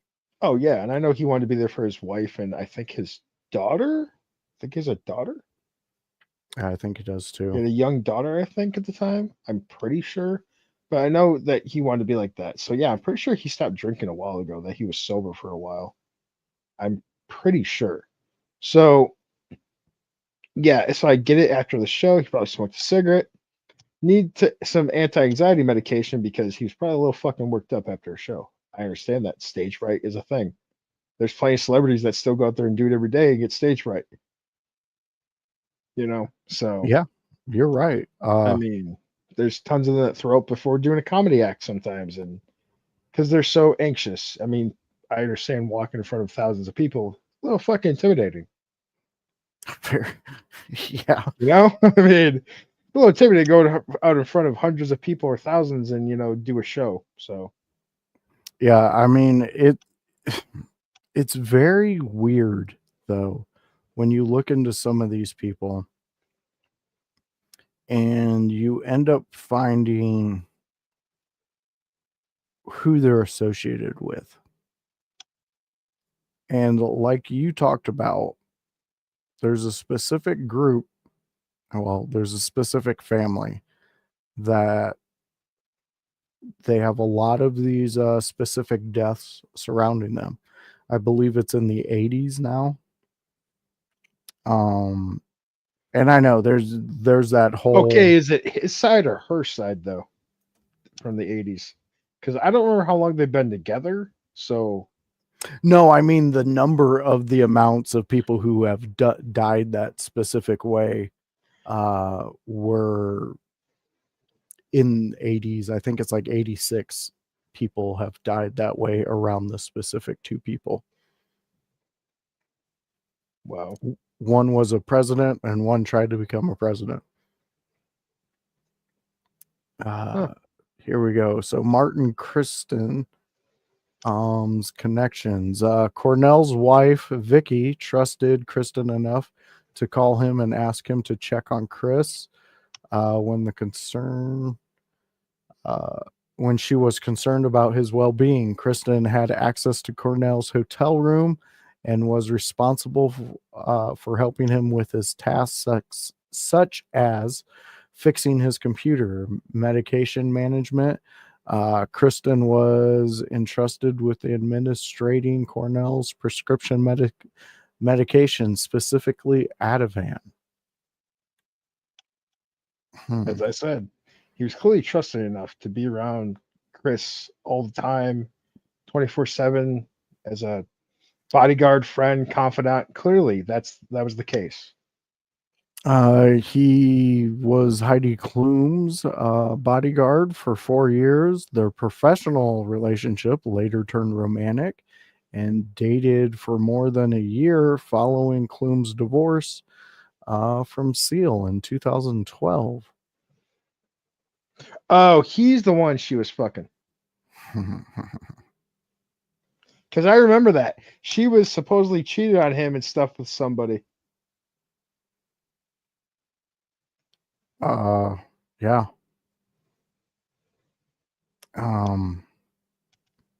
This is weird because Fuck's Heidi Klum kills Chris Cornell. Yeah. What a life as a bodyguard. Other VIPs, Kristen Security Company, Battleland Protection Group, specialize in battalion. Yeah, you're right. Yeah.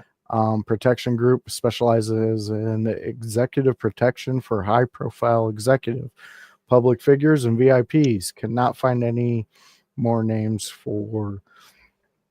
That's weird. Yeah.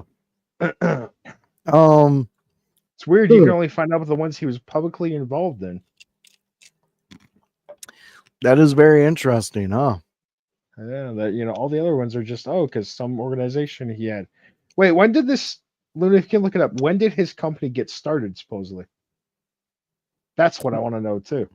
Well, while that is being looked up, it's very interesting that we're out here at the seas of conspiracy, and we dive into a bodyguard that has a connection with a high level death, and then the information stops. The only thing that you can find is, like Viking pointed out, are things that he had a public eye thing with, where he could be seen. Which I don't know. If I wanted to take out a problem that was talking about things that I don't want people to know about, I would specifically look for these types of groups. I mean, at the same time, I understand that you don't want the group you're protected by to be a public information for people, but there should be some credibility exposed there, though, afterwards to prove innocence. Yeah.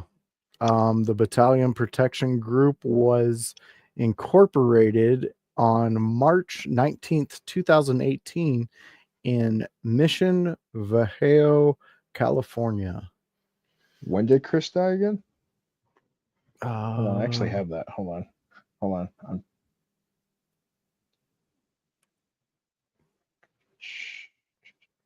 May 18th, 2017. So he did this almost a year after Chris's death. So he.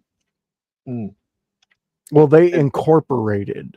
So that could be maybe he had like a couple maybe it was him and like 2 investors and guys, some buddies or something. Yeah, and then but, they got big enough to where people were able to invest. Yeah, in because it I want to and know things like when's that. the last. If you could look up Luna, when's the last time there's been acknowledgement of Martin being alive?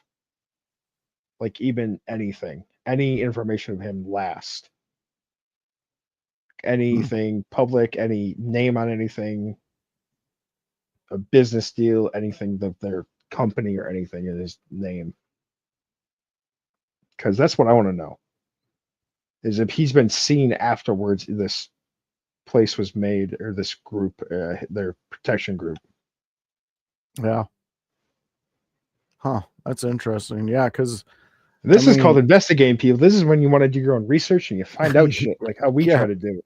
Like we try to Right. teach people. Yeah, because I It's mean, always conspiracy, man. If you keep digging, you're just trying to find information out. yeah, because rabbit holes are something to travel down. I mean, it's in that amazing opening we have done by AI generation.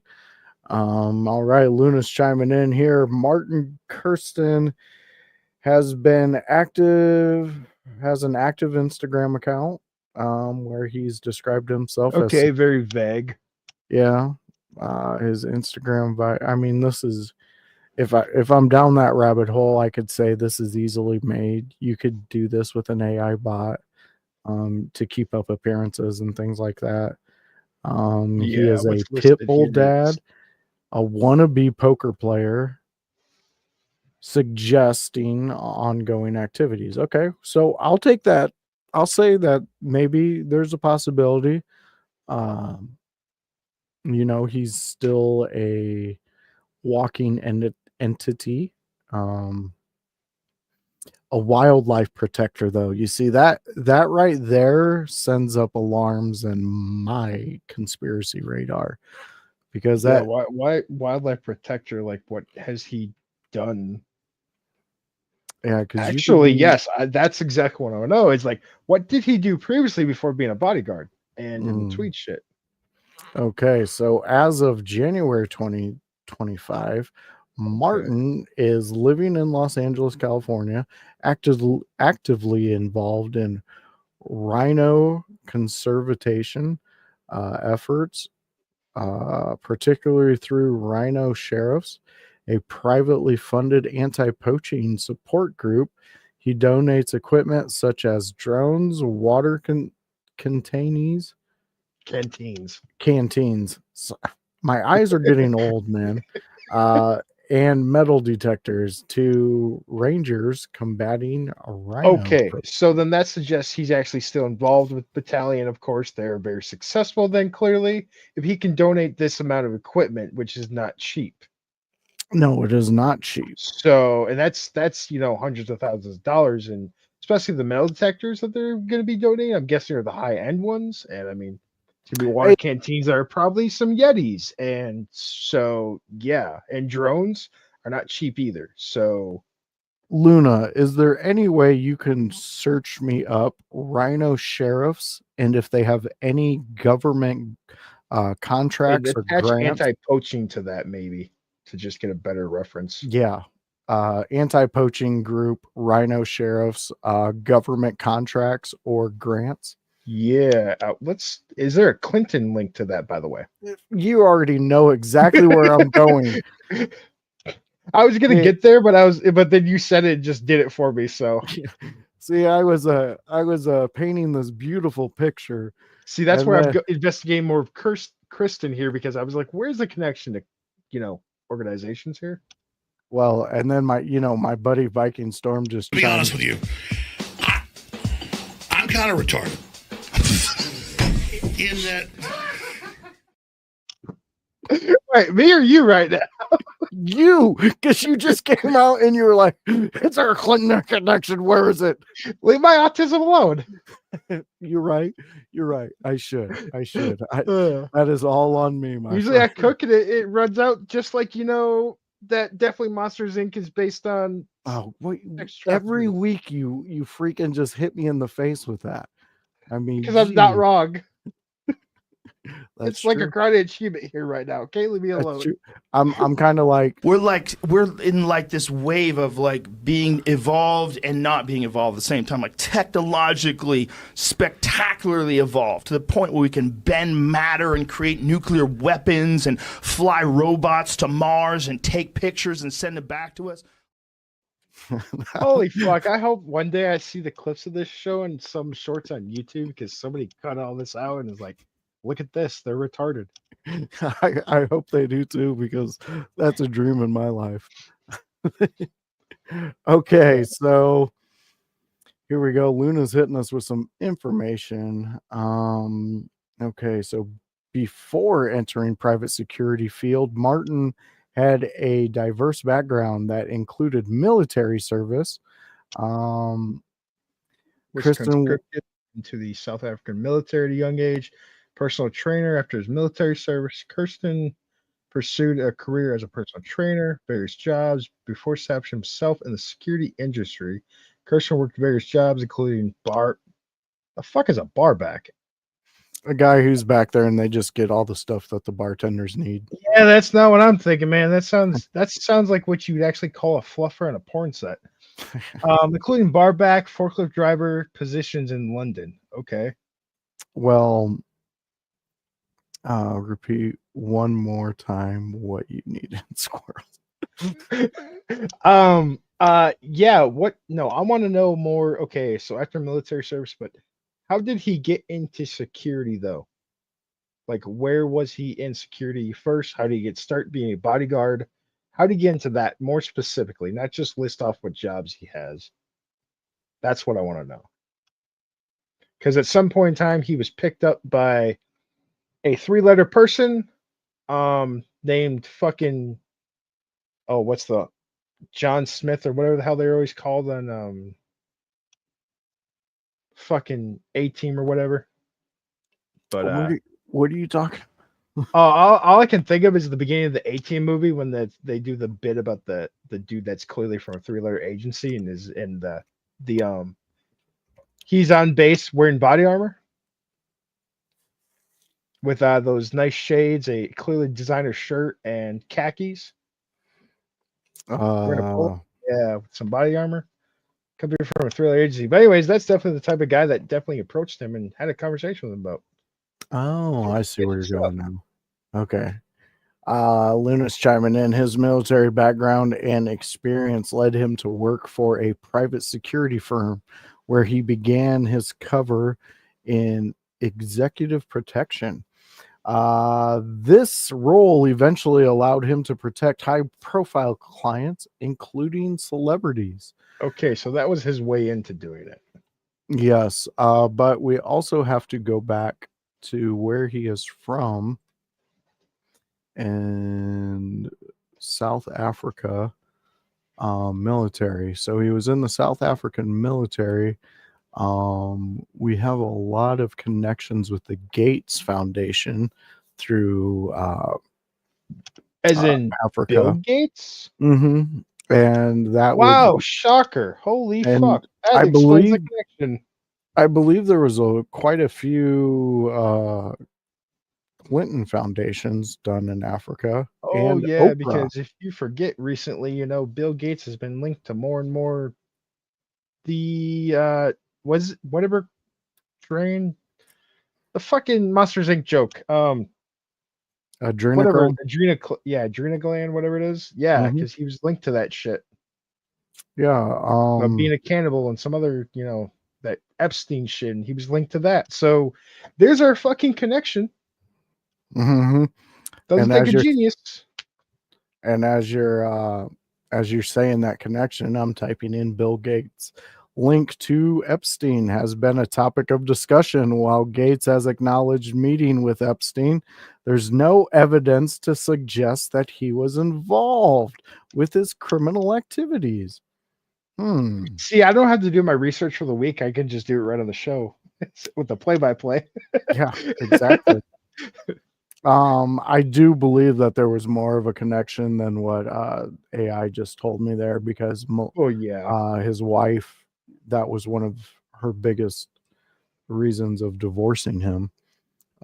So yeah, and which maybe this guy absolutely had nothing to do more with than just giving I the don't think he did. I medication. think like all the other times he was an innocent bystander that was just approached to be like, hey, do this job because you want this or this or this, and here you go. So I mean, it's weird that, a year after Cornell that he started a company. I mean, I want to know if you could. I know we're still on this subject, but this is because this is getting interesting to find more of the connection.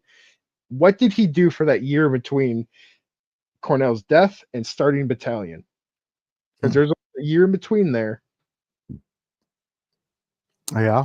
It's only a year by a month, off by a month Yeah, and maybe that was or 2 months, whatever. I mean, there's also a connection you can make with maybe this was the job that gave him the Do you think we ability. could find out who the investors were for the company or who donated? I wonder if that's even anywhere. Yeah, I think that's probably going to be a difficult thing. That's what I want to know too. Is who are the anonymous investors, or possibly, or shit. I'm becoming Isaac Cappy. Oh, that's just stay off a bridge. Yeah, you'll be good. Yeah, the Cappy story gets weird. There's a lot of connections. Like I said, he's the one who brought up Tom Hanks and brought him to light. And which Tom Hanks' son doesn't really deny a lot of what Cappy says with his dad. No, what's his name? Hanks. I always see him in shows and Chet, movies. I think Chet Hanks. Yeah, he's got a weird name. His oldest son, that's the actor, who's actually a pretty good actor, and I kind of like, and I'm glad he disassociates with Tom. He doesn't like Tom Hanks. He fucking hates his guts. Yeah, and that goes back to what we talked about with where he moved to. There's a large group out there who have made the connection that that specific country does not extradite for that specific crime. With all this, it's just it gets to the point for us to people. It gets to a point where it's not a conspiracy anymore when it's actual facts that are being shown, like that right there of Tom Hanks going to Greece, where they don't extradite sexual predators and shit, and that's why they have such high kidnapping rates and sex trafficking, and people go missing there. Yeah, I mean, there's a lot of things that are able to be looked up on these things. And at the end of the day, fans, friends, anybody out there who listens and pays attention to what we say, they are completely afraid of this. And with that, if that unification can just ever happen and just everything be pushed aside beside the fact that we're all getting screwed over, we'd be a powerful force, my friend.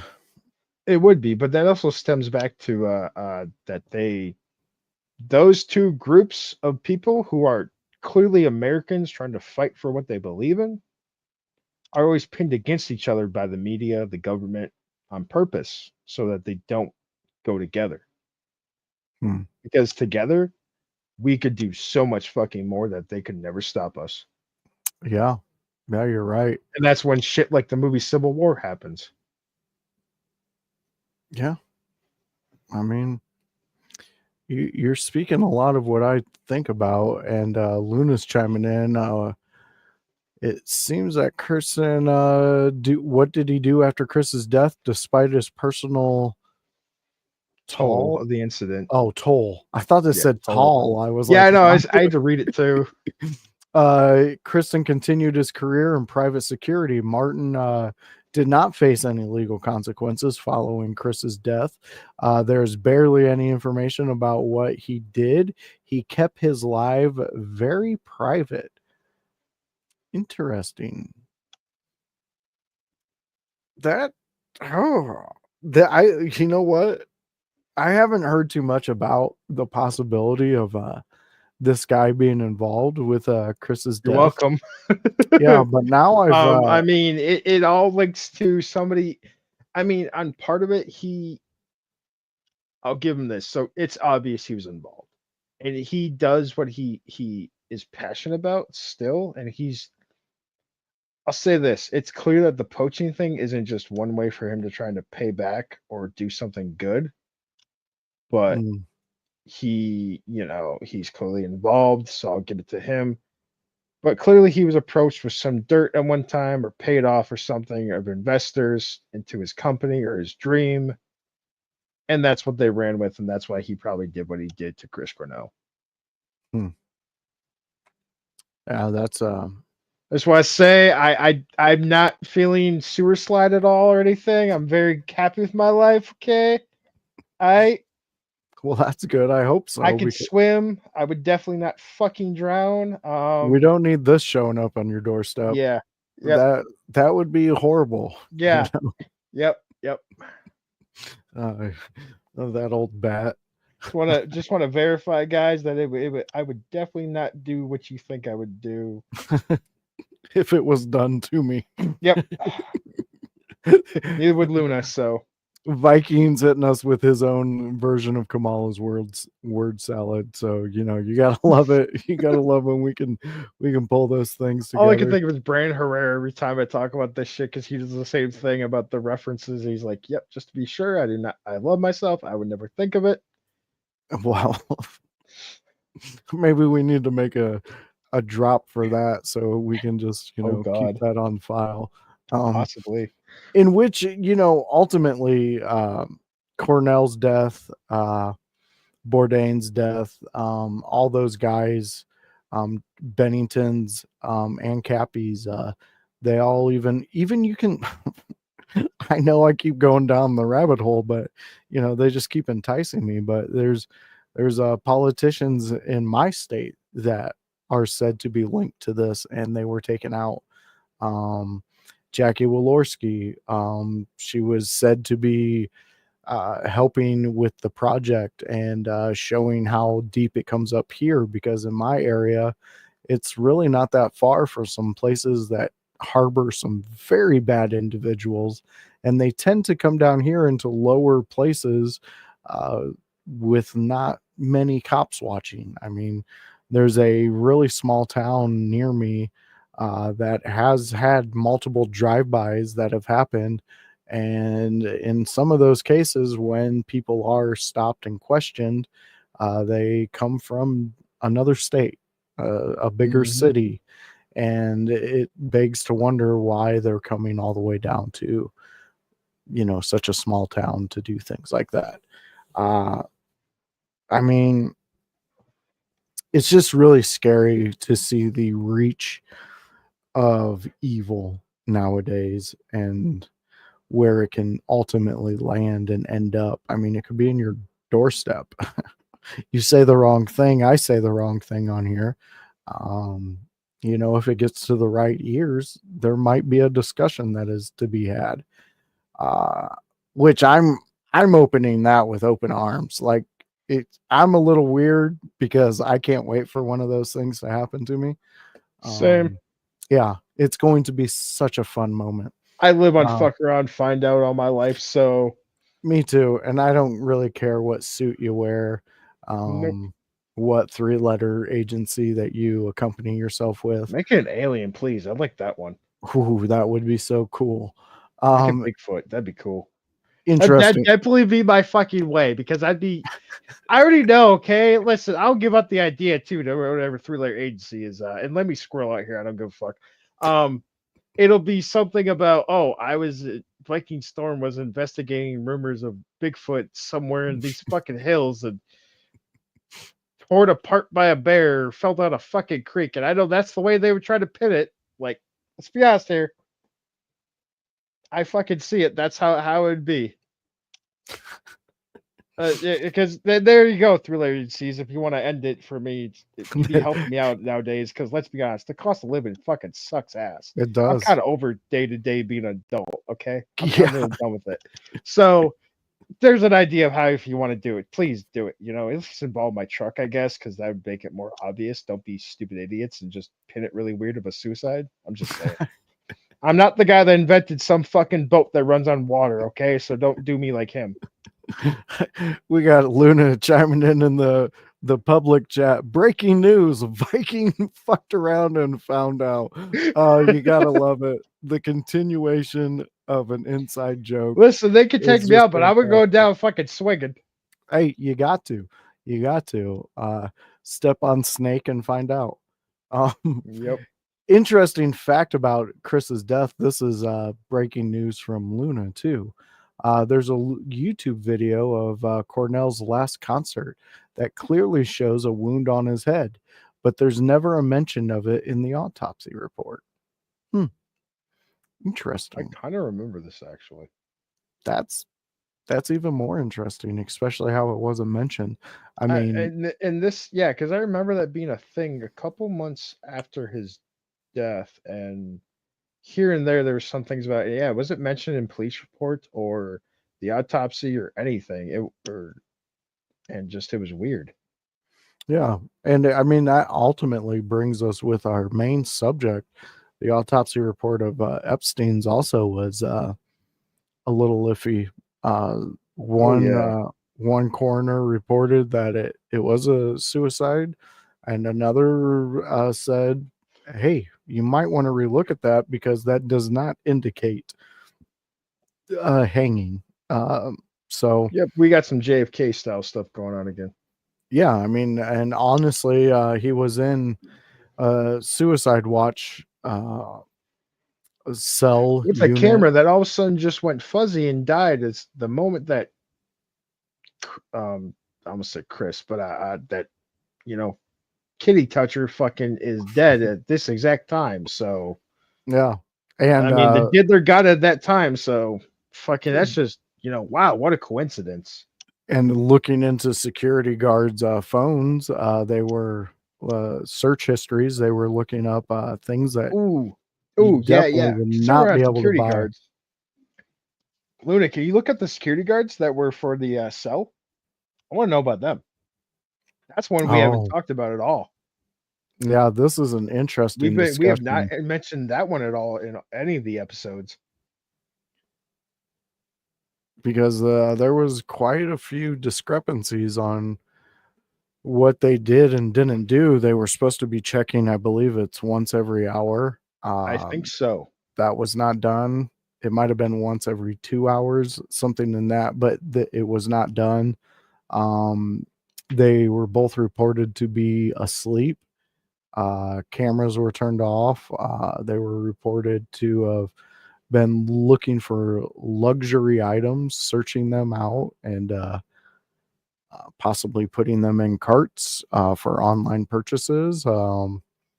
There's just a lot of discrepancies in that night, specifically with security and the fact that in that cell he was probably shouldn't have been with anybody if you're on suicide watch. That's why I want to know about, like, what are these two security guards like? Because there's two of them. How are each of the guards like? What was their careers like? Give me in-depth shit about these two, because like it needs to be known. Okay, so we got one little bit of information here. Inspector General Michael Horowitz saying he found no evidence of foul play, blamed numerous factors for Epstein's death, including the jail's failure to assign him a cellmate and overworked guards who lied on logs after failing to make regular checks. Had the guards done so, Horowitz said that they would have found Epstein and had excess linens. He had excess linens, which he used in his suicide. Well, name of the bodyguards were Nova Noel and Michael Thomas, admitted lying on prison records to make it seem as if they had made the checks but avoided prison time under a deal with prosecutors. Wink, wink, nudge, nudge. So where did these two start their careers, please, Luna? Like, where did they come from? How'd they do their jobs? I want to know that. Like, because that's how you know more about them. Like, where did the connection start? We found it out with Kristen, how his started. Yeah, So we found a big ass rabbit hole in that one. It's just, what deal did you make that involved somebody dying and you not doing your job properly? because we know with Kristen, it was starting his own company a year later that he got paid off for, and probably bided his time, found investors in the company, and yeah, whoever the anonymous investors are to Battalion Security Group, whatever the fuck they're called. Yeah. Yeah, that's how that happened for him, which has happened before. In case in point is somebody that donated $100,000 that worked for the Clinton organization or foundation, where the fuck it's called, and all of a sudden went from being some low-level employee to a VP within a week or so because the VP supposedly got killed in a car crash or a suicide. Shocker. It's the Clinton organization. Dun dun dun dun dun. Just saying that happened. So, and I'm not kidding. The guy was a low-level employee that donated $100,000 and all of a sudden was a VP a couple weeks later.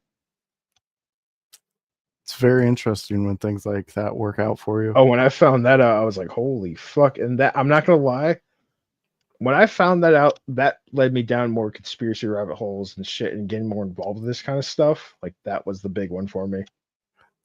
All right, so Luna's hitting us with this. This is going to be fun. Because there's a link that we're finding with this stuff. Before working as a guard for Epstein, Nova Noel served in the Army National Guard for 6 years. Following her military service, she obtained a bachelor's degree in criminal justice. This educational background and experience likely contributed to her role in the correctional facility where she worked during Epstein's incarceration. Before working as a guard, Michael Thomas served as a correctional officer at the Metropolitan Correction Center in New York. His specific background prior to the role is not detailed, but he was involved in correctional work at the time of his assignment for the Epstein case. There's a connection now, and it's military. There's a military connection here in which we've opened up the discussion on some of these things, like Project Bluebeam, you have Project Mockingbird, you have all those things in which we've been known that our military has been working on certain specific things in which to where they can have control over situations, or they can put sleepers in these specific situations to take care of things you may not want to be a problem anymore, in which, like you were talking about, the Chris Cornell and them trying to open up everybody's eyes to the things that are going on. Insert South African military guy that has done detail work for possibly a Gates Foundation, a Oprah Winfrey Foundation, a somebody there, name who you want that would be doing something down there. Something that's done sketchy for some sketchy people beforehand and is reliable to do it a second time. Exactly. And now you go, and they're probably offered some form of payment or something because there's possibly dirt on this person. Said they're in the military in some third world country, and there's a rumor that they did some genocidal shit because they're a little fucking crazy, which happens. It's not just in a movie. I know plenty of military fucking dudes, and I've heard some shit that you don't want to fucking hear, okay? And they know some motherfuckers and some other motherfuckers. But there's those dudes that did some sketchy shit in a third world country where maybe they raped the local fucking village girl. That shit happens. That happens. It happens more than anything in the military. Some people are fucked up, as we've proven.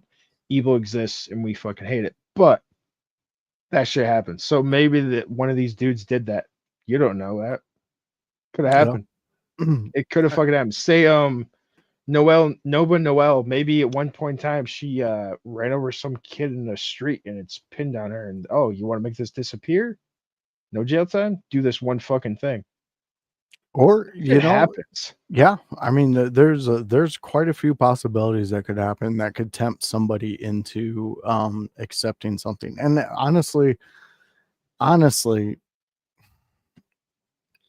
Shit gets no, covered up all the time because of an excuse, and very true, they're used like this. very true. But I would have a hard time being like, if I was offered something and I knew I was watching Epstein and I knew what he was involved in, I don't know if I could be like, oh no, I'm a good human being. I don't want to see anything happen to him. I want to, I want to hear something break, Right. because it's just horrible, horrible the things that these monsters do to people. What are the two security guards doing now? As of January 25th, Michael Thomas, one of the guards involved in the case, has transitioned to a new role following legal proceedings related to his time at the MCC. After admitting to falsifying records regarding his duties on the night of the death, Thomas entered into a deferred prosecution agreement that required him to complete 100 hours of community service and cooperate with ongoing investigations. Okay, and what is he doing today though? Like that's what he's doing now. Like, is he doing good for himself? Like, I want to know, does this dude drive a fucking 2005 fucking Honda, or does he drive a 2024 fucking Lexus? Like, Well, I don't know. For that cover up and everybody involved that we've seen, you could probably buy some really cool shit with whatever exactly. happened. As of January 25th, the Nova Noel is working as a medical office assistant Yikes. in Montefiore Einstein Advanced Care in Westchester, New York. This follows her previous role in the correctional officers at the MCC.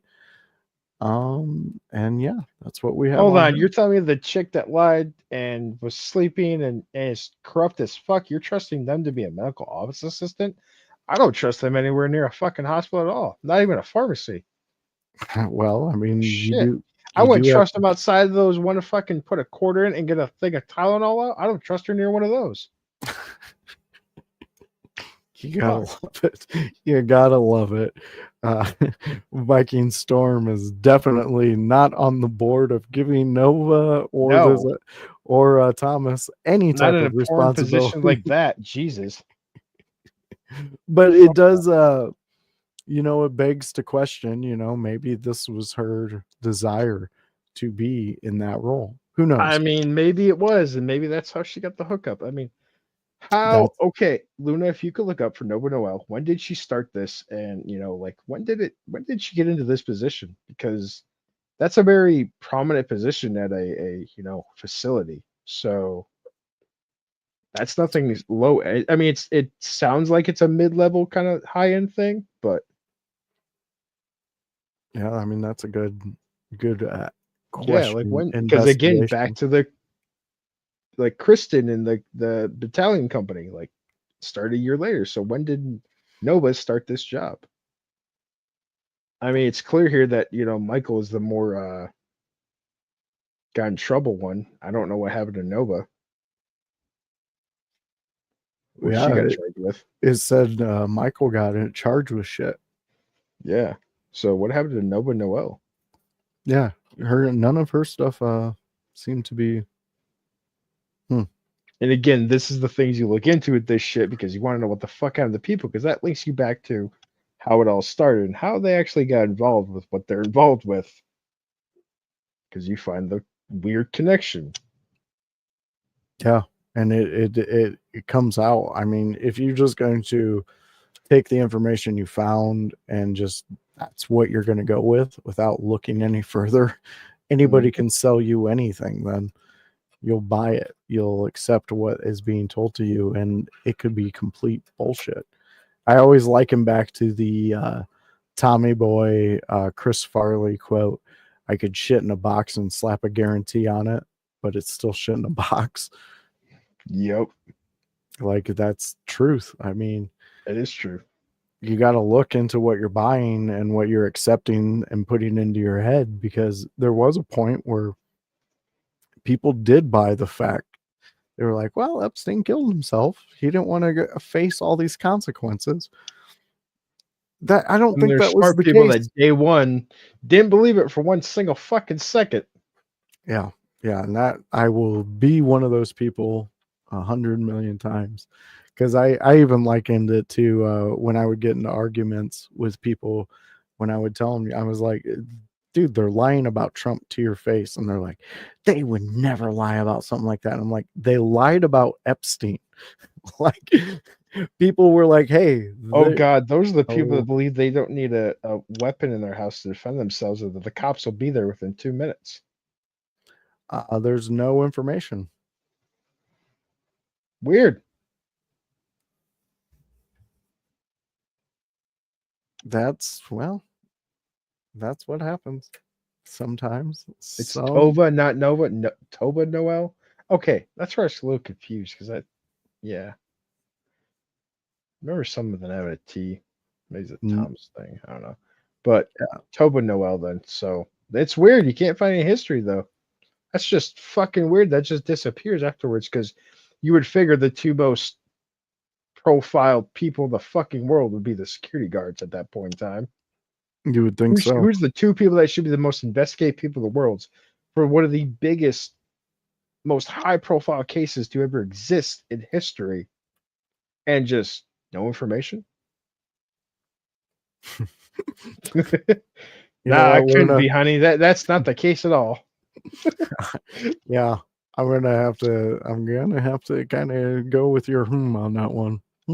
Yeah, interesting. Yeah, this episode definitely leaves more questions than there was answers. We did get some answers on. I think we need to do a part 2 on this, though, Joseph. Yeah, I mean, we definitely can, because we definitely can, because I mean, there's a lot to still look into, and we're not even I don't think halfway done with information wise. There's still a lot more to this. Exactly, and it led us down some more holes too, that involved people who were influential in our lives, and I think we definitely can combine more of that, because those guys they were trying to speak some truths and get that out there, and I think that's the best way to honor what they were doing, Yeah. I mean, and then you have all these weird cover-ups and people that just have no information on them, specifically the bodyguards of these people that have passed away. I mean, I'm definitely more curious than I'm not entirely sure about Chester and Anthony's deaths specifically, but I'm not very familiar with them, of how it occurred. But I mean, I'm also going back to, I don't know anything about it, but like Heath Ledger, and I still say that he didn't actually overdose, like they say, and I don't believe that. I know he had depression, and I know this is a scroll moment, but it's just similar kind of type of person, with these other three, people that were loved and just well known, and celebrities. And my friend, you got to go even further back. You got to go back to Left Eye from TLC. Oh fuck, dude, I'm going back to like Kurt Cobain. I mean, fucking what's his fucking name? Why am I drawing a blank on Jimi Hendrix? Fucking Marilyn Monroe. Sheesh. I feel Monroe just talked too much. Oh, duh, she was a dumb bitch. Yeah, so I think the Kennedys were like, I mean, you fuck JFK, and then you think you're gonna live, and like you're not gonna talk about it. Like, she just keeps talking. We need to shut her up. Jesus, the mafia definitely offed her ass. Yeah.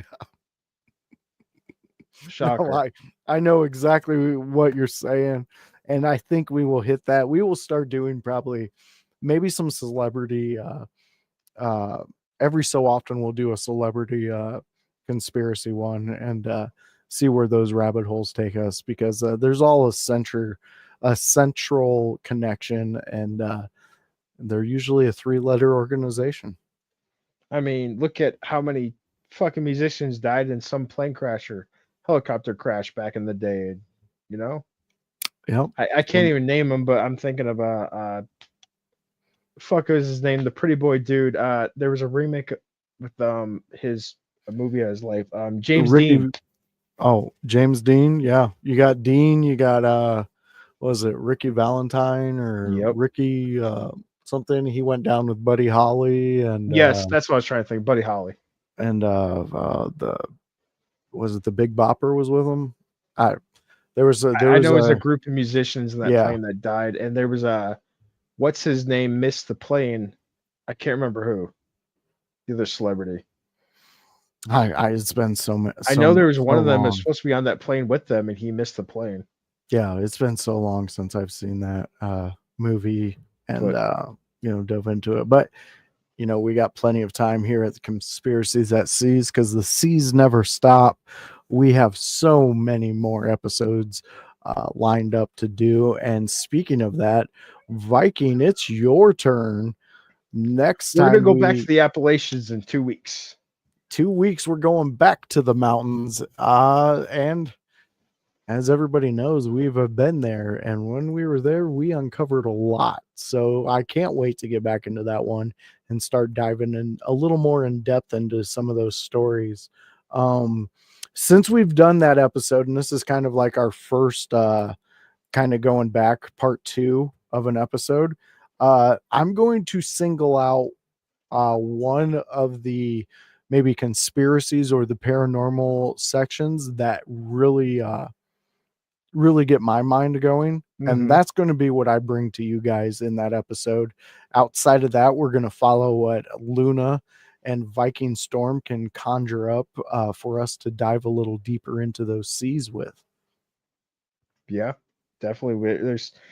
We didn't even get through. We scrolled off so much in the last episode. We were just distracted. Things we talked about. There's a lot to talk about though with the Appalachians as well. There's a lot to investigate, and we all know similar things. Like I can say that Luna will take over the Moon-Eyed people. I think that's what they're called. She will be doing that one specifically. I like that one. And I know you have a bunch on your hand that you want to say about, and we will get through those, of course, because I know you have a few that you'd like to talk about that interested you as well. Yeah, so, when we went through those, there was quite a few that really piqued my interest. So I'm definitely excited to get back into that one. Yeah. Viking, why don't you hype up the place you're going to be next week so they can get a little extra out there? I know they might not want to be associated with us weirdos here at the Seas, but next week Frontline Pro will be up here. We'll be at the Elks Lodge. It's the Elks Lodge up in I'm not gonna say where I live, but Kevin Calloway from the In Your House crew will be there at Frontline Pro. He will be wrestling. You know what? Give me one moment. Let me look up Frontline Pro because he had them all posted. Yeah, go ahead. I see them all on there. If you want I can't remember exactly who he'll be wrestling. RVD will be coming back in May. So yes, RVD actually really good friends with my cousin, really good friends. Yeah, that's Frontline Pro, everybody. So make sure to check that out. RVD has definitely been highlighted. He will be out there doing all those RVD things. So Kevin Calloway is actually taking on Sam Eli. Oh, yeah. All right. I guess they have a rivalry. At the Freedom Cup, they had a thing. They have a whole thing. There was a brawl in the locker room, Well, thing going on. So I can't wait. I just want to say this. I've been ever since I got to know Kevin a little bit when he's at the shows with Annie. It's cool to see them. I love seeing them involved. Annie's doing great. I mean, I can't wait to see her interview Mustafa Ali. I know she's excited about the RVD thing. She gets to do that as well. I mean, she loves it. And I love seeing her there. And as I said, I mean, I even commented on Facebook. I know Kevin liked my comment, and so did Annie. And I cannot wait to see him wrestling. I cannot wait to see Kevin because it's Yeah. a friend, you know, a person, you know, and like you want to see that. Like I want to see him wrestle, dude. Like I'm looking forward to it. I want to Exactly. see him. And you're going to also get to experience a little bit of the psychological shit Kevin puts into a match because he's going up against somebody he knows, he trusts, he's been there before. So that's exciting. I'm super stoked for you to witness this. That's I mean, Frontline. besides that, we got Mustafa Ali versus Joey Avalon, and Joey Avalon is actually a friend. I know him pretty good, so I'm pretty happy that he is the guy that actually a couple months ago had a match with Joe Hendry and won a tag team championship with. So he got to do that in another promotion. So that I seen the clips of it because I kind of keep up with them. So it's pretty cool to see it. Yeah, I like that. We definitely need to be out there supporting all these guys out there living their dreams and doing what. Oh yeah, I mean, and getting the XWE guys involved. I mean, we've had Godfather, RVD, Mr. Kennedy, Mustafa Ali, Swoggle comes back regularly. So does Kennedy. I mean, we have bigger and bigger names. You know, I mean, what Kurt Angle, Godfather, Ali, Swoggle, RVD. It's dope. It's cool to see all these celebrities come in and be a part of it. Yes, it really it is. is. It's really awesome. And it's awesome to see Frontline Pro really make their mark out there in the indie scenes. And Yep. can't be happier for you guys out there.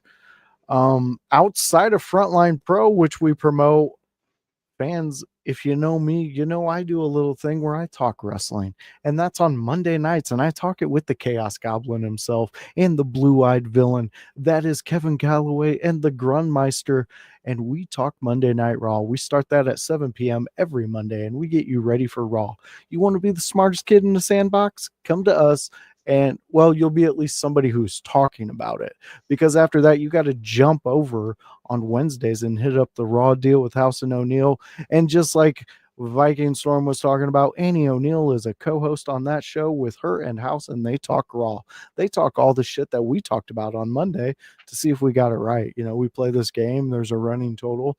There's not really. We just say that to, vamp you up, get you watching. And that's always on a Wednesday. Usually you can get that watching on anywhere between 5 and 6 is when they go live. So just subscribe to us. You'll check that out and hit it.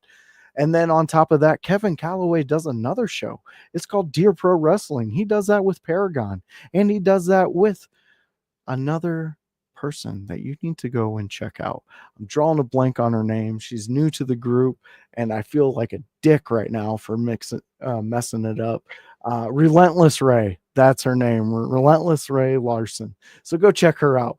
Got it. See, I pulled it right back in, but go check out Dear Pro Wrestling because they're doing fantastic things out there. They just had a viewer mailbag episode that is blowing up right now, and you need to go and check out the advice that they're giving. That's 3 wrestlers that just give advice on their experience, on maybe you can get a tip or two on how to do things a little different. And then on Friday, Grunmeister, the blue-eyed villain, he's in his room. You can go check the him whole out. picture. That is so true. But he's in there talking SmackDown. So go talk to Grun and hear what he has to say about SmackDown, because that blue-eyed villain, he is near and dear to my heart, and I can't wait for the world to see him explode and become one of the top creators out there. And then please throw him a roll of dimes. He'll perform a magic trick. He does some special videos if you're out there and you want to see him, throw some loose change. He loves loose change. We also loose change. I can't believe that stuck, but it did. Friday, we have the ECW watch along series. We just did a banger from yesterday. It was November to remember 1997, and it was spectacular. It was the ladder match and tables match that Sabu and Sandman had, where Sandman took too much acid backstage and kept chasing Sabu around, telling him, "Come here, lizard, lizard." He thought he was battling a lizard. It's a fantastic match, and it was a fantastic watch along. Me and House, we do that every Friday, where we watch ECW Hardcore TV. Come be a part of it because it is one of the biggest shows that we do here. And lastly, I know it's been a long list of people, but this group, we built everything up, and it allows me to do this. It allows me to do my conspiracies at seas with my friend Viking and Luna, and we can go out there and we can reach people more than just wrestling. But it's a Sunday house party. You can join us, and that's every Sunday in your mid-afternoon. It's usually around 11, where me and anybody who's associated with the In Your House crew, if you're available, you're going to hear what we have to say about the week of wrestling, and it's a banger every single time. We've had amazing guests in Your House. We've had Sabu. We've had Bill Alfonso himself. We have talks and a bunch of people coming up. Relentless Ray, we've talked to her. We've talked to so many people out there. We've had a Sandman drop where he interrupted an interview. It's fun. I've talked to Raven. I've talked to Buff Bagwell himself. What I'm saying is In Your House is we're doing some main things out there, and that involves window lickers. And you see what we get to do here at Conspiracies SCs. So on behalf of me, on behalf of my pirate friend out there, Vikingstorm, and his wench Luna. You're not a wench. I'm sorry, Luna. I felt bad saying that. But our young Jamie Luna, she is here. Maiden. You're right. Maiden. There you go. Wench is cooler though. I mean, it is kind of cooler. I mean, if I was a lady back then, that's what I would be called. But neither here nor there because I'm not. So come join us for every time we do this. This next one will be in 2 weeks. We're going back to the mountains. So come be a part of it and see what we got in store next. I just want to say really quick before I forget this. Also, the women's division of Frontline Pro, I believe Annie might be involved in it. Ooh. Because things are happening in Frontline with the women's division and she's been posting about it. So I think she'll be involved, which will be really fucking cool to see. I would love to see a mixed match. That'd be fucking dope to see at Frontline. Annie and Kevin against Joey and I forget his girlfriend's name. But Joey Avalon and I think her name is Sarah something. I can't remember her name. She wrestled actually at the Kurt Angle show. It'd be cool to see that match actually. That'd be dope to fucking see because those four would be a pretty good rivalry in Frontline. Just saying, Kevin and Annie. Just we could make some cool shit happen in Frontline that's unique. It would be your own thing, you know. I'm just throwing it out there. Hey, maybe you should tell Kevin, you know. Well, I will be talking to him in 2 days. Just mention to him, man. Yeah, mention to him on Monday, like, hey, him and Annie against Joey Avalon and his girlfriend. I don't remember her name. Sarah. Okay, it is Sarah. Yes, Sarah. That's Sarah. Oh, Sierra. Sorry, Sierra. Like the truck, Sierra. But yeah, no, that'd be pretty cool to see. I'm just saying. That'd be a dope thing for Frontline. It'd be a unique thing because it's never been done before either. See, fans, we're booking things here. We're doing a lot here at Conspiracies at Seas, but now we're docking. So we will catch you on the next one. And thank you for being a part of what me, Viking, and Luna have created. Later.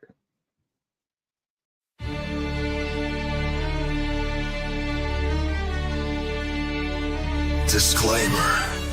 The theories and opinions discussed on this podcast are for entertainment and informational purposes only. They are strictly speculative and should not be taken as factual or authoritative. The views expressed are those of the hosts and guests and do not represent established facts or expert consensus. Listener discretion is advised!